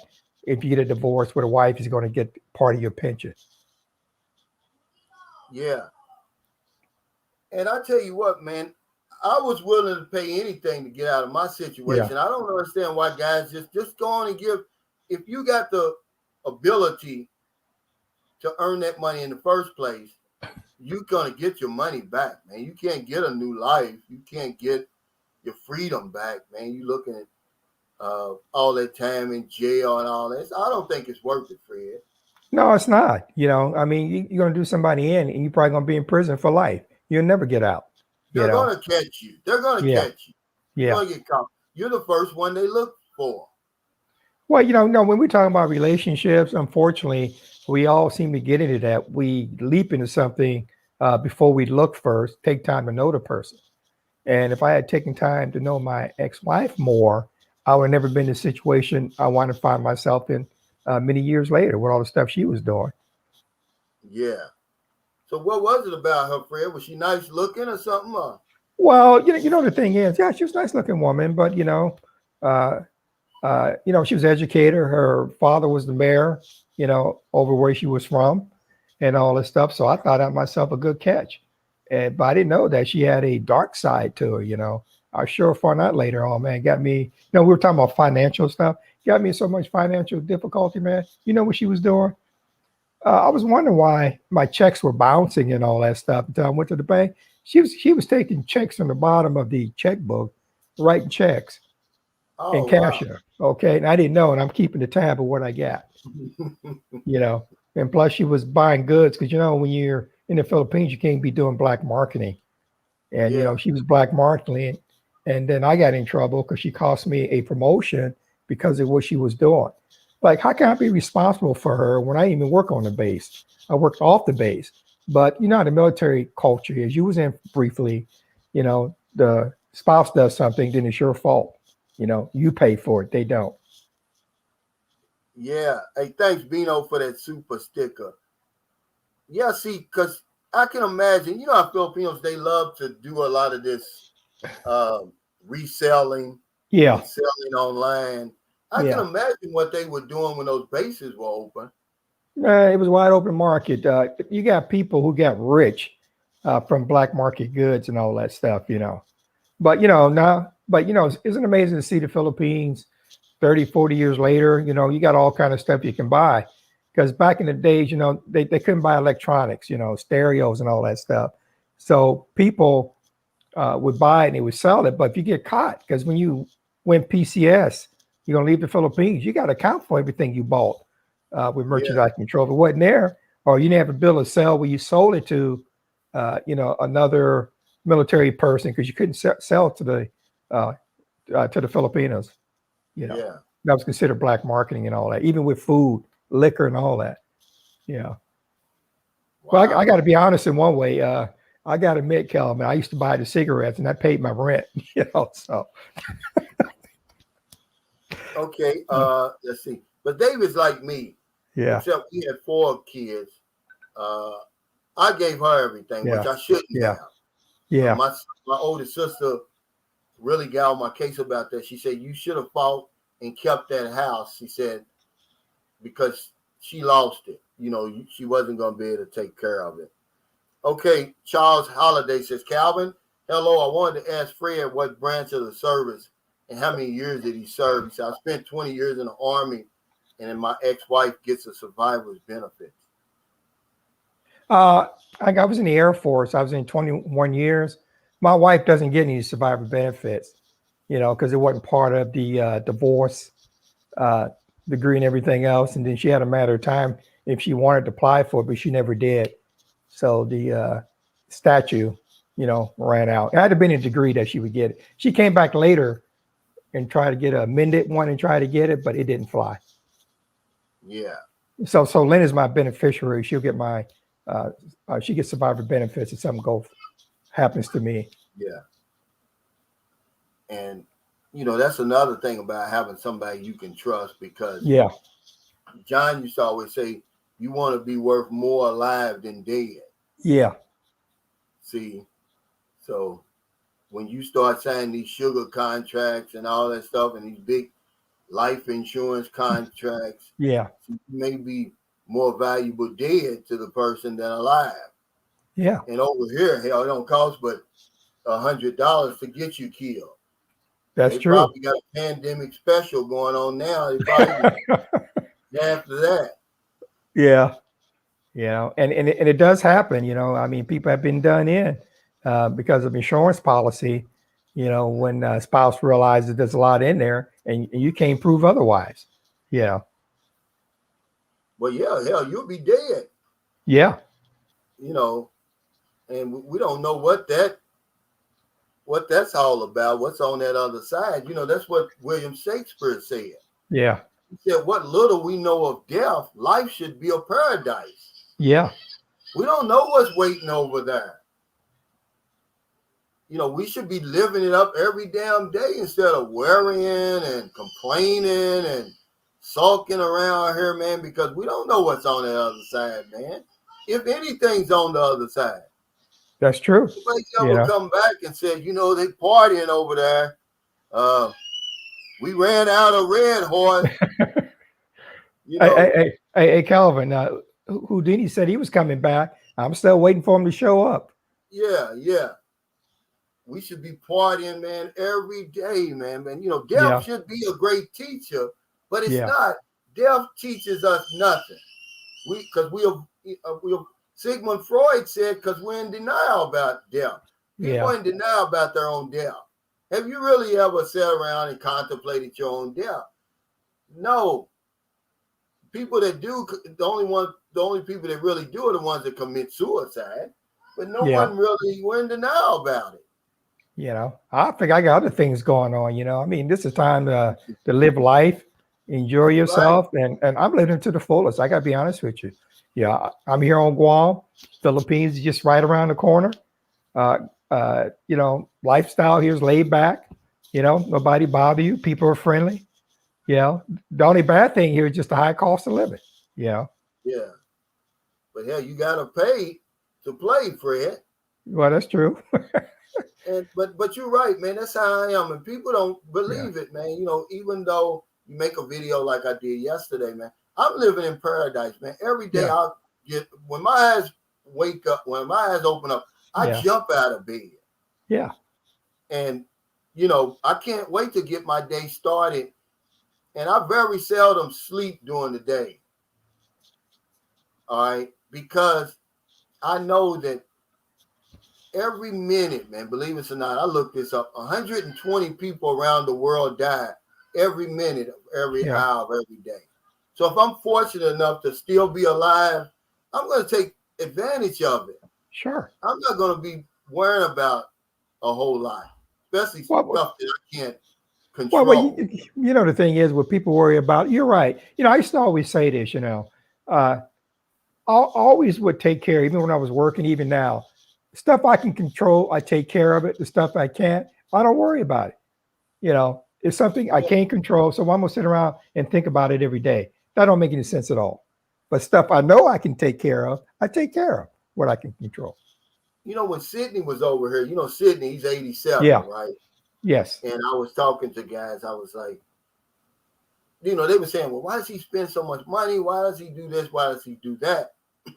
I said, because we're living on borrowed time, Fred. Yeah. He's living on any time. Yeah. He can go at any time. We all can really, but I mean, he's 87. He's beyond borrowed time.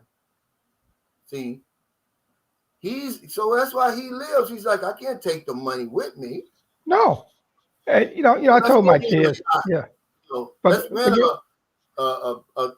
he bought a 10 million peso condominium in Mata New Town. What big deal is it to him? He's 87. Yeah. But see, here's the thing. About? Well, here's the thing. People always worried about, or the new generation, where you want to call them, worry about getting inheritance. Okay. Now, what I did for my kids, got them through school, got the education, everything else. I paid off this home. Okay. Something happens to me and Lynn, you got the home. If you think about getting any money, forget it, because I'm spending it. Okay. Yeah, exactly. There's a Filipino over here where she's got a house here and a house in Germany. She's in her 60s. Mm-hmm. I stay at her Airbnb when I'm in Ormond City. She's smart. Her and her husband died in 2018, I think. He was German. Well, anyway, she gave their inheritance to her sons while she was alive. Yeah. They're here. Because y'all don't have to be arguing about it when we died. So they got land, they got a house, the whole 9 yards. And I thought it was smart. It is smart. Yeah, it is got smart. 3 minutes, guys. We got to get off here. Oh, yeah. He said, Calvin, do you mind if I ask what kind of investments John was living off? My goal is to create enough passive income before I go there. Well, what John showed me, he just showed me 2 things. Him and his brothers had bought some oil wells, invested in some oil wells 40 years ago without ever really thinking that they pay off. And then John had some mutual fund accounts. Now, when John died, those oil investments alone were paying him $7,000 every month. Oh, shoot. I mean, he was getting that. Yeah. He was actually getting that in his bank account. Now, the mutual funds, he had over $1 million in there. He showed it to me. Wow. But John was different. See, he was frugal. Now, he was cheap.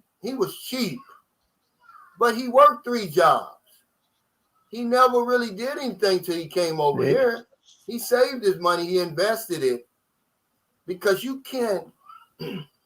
People like me, the reason I couldn't invest, because I want my money now, Fred. To invest, you got to put it in there for the long run and make it work for you. I could be rich right now. I work for a company, PPG Paints. I work for a division, Color Corp. And hell, the stock split twice while I was working there, Fred. Mm-hmm. This was in the 90s. Had I kept my stock in that company, I'd be a millionaire right now. But the minute it got up to 5,000, 10,000, give me mine now. I was spending it. Man. I couldn't see way down the line like that. Yeah. But I want to thank everybody for your super chats, super stickers, your thumbs up, all your support for Sunshine Shoulders. Thank you, Fred, again, for coming on. OG Fred, all your knowledge, man, your positive attitude. The Beach of Life said, great show, Calvin. Thanks for being available to us. You are a great resource. I appreciate it. I'm going to give you the last word, Fred. Send us off with something that we can chew on so we won't commit financial suicide over here in the Philippines. Well, we had talked on one of the previous shows, make a plan, stick to it. Do your research about the Philippines, the pitfalls that you may encounter while you're there. And if you do proper homework, when you do go to the Philippines, I guarantee you're going to have a fantastic time there. And you'll want to go back again. Yeah, thank you, Fred. I appreciate that, man. When you and Lynn come over here, I'm going to buy you the first T-bone steak. I know they got T-bones up there, right, Fred? Oh, yeah. Actually, I just had one other night Lane cooked for me. Yeah, we don't have T-bones here, but they do have a good ribeye over at Mawani. Yeah. But you better say well. I told him medium well. All he heard was medium. Yeah. I got that thing back, man. It was spongy and red. I sent it back, and they sent it back again. It was, instead of red, it was pink. Hey, Calvin, before I forget, when you got time, if you go over there, can you do a blog, show the menu, maybe talk to the owner, see what some of the rooms look like? I'd be curious. I know all of your viewers are too, because you talk about the place all the time. Yeah. To do that. I'm going to do that. But that ice maker you sent me, I sent that. I'm letting them look at it right now. I don't know. Okay. If maybe something happened over transit over here or something. Well, it's hard to say because I should have tested it. I forget in the Philippines when you buy something, they test it before you take it out the store. So I didn't test it. I bought it right off the shelf. If I plugged it in, if I knew it was no good, I could have taken it back. So no big deal. If it's no good, like I said, brother, you got another one coming. You got to do it right. They can fix anything over here. It reminds me of the hood back in the day. You ain't throw nothing away. Yeah. Yeah. So as you sign off, don't forget the music now. No, well, see, I don't have that now because that's in my. Oh, that's right. Wait. No, I do. Let me see. Well, let me check my file. I might have to go in there and get that out of my file, Fred. Oh, okay. And I don't have the music because it's in my. Okay. Thanks, Jeffrey Tatter, for that super chat. He said, keep doing what you do, Cal. We appreciate it. Shout out to OG Fred from sunny Okinawa. Yeah, he hooked me up with Mr. Lee, man. I tell you, that was a good hookup, Fred. Take care, everybody. Stay safe.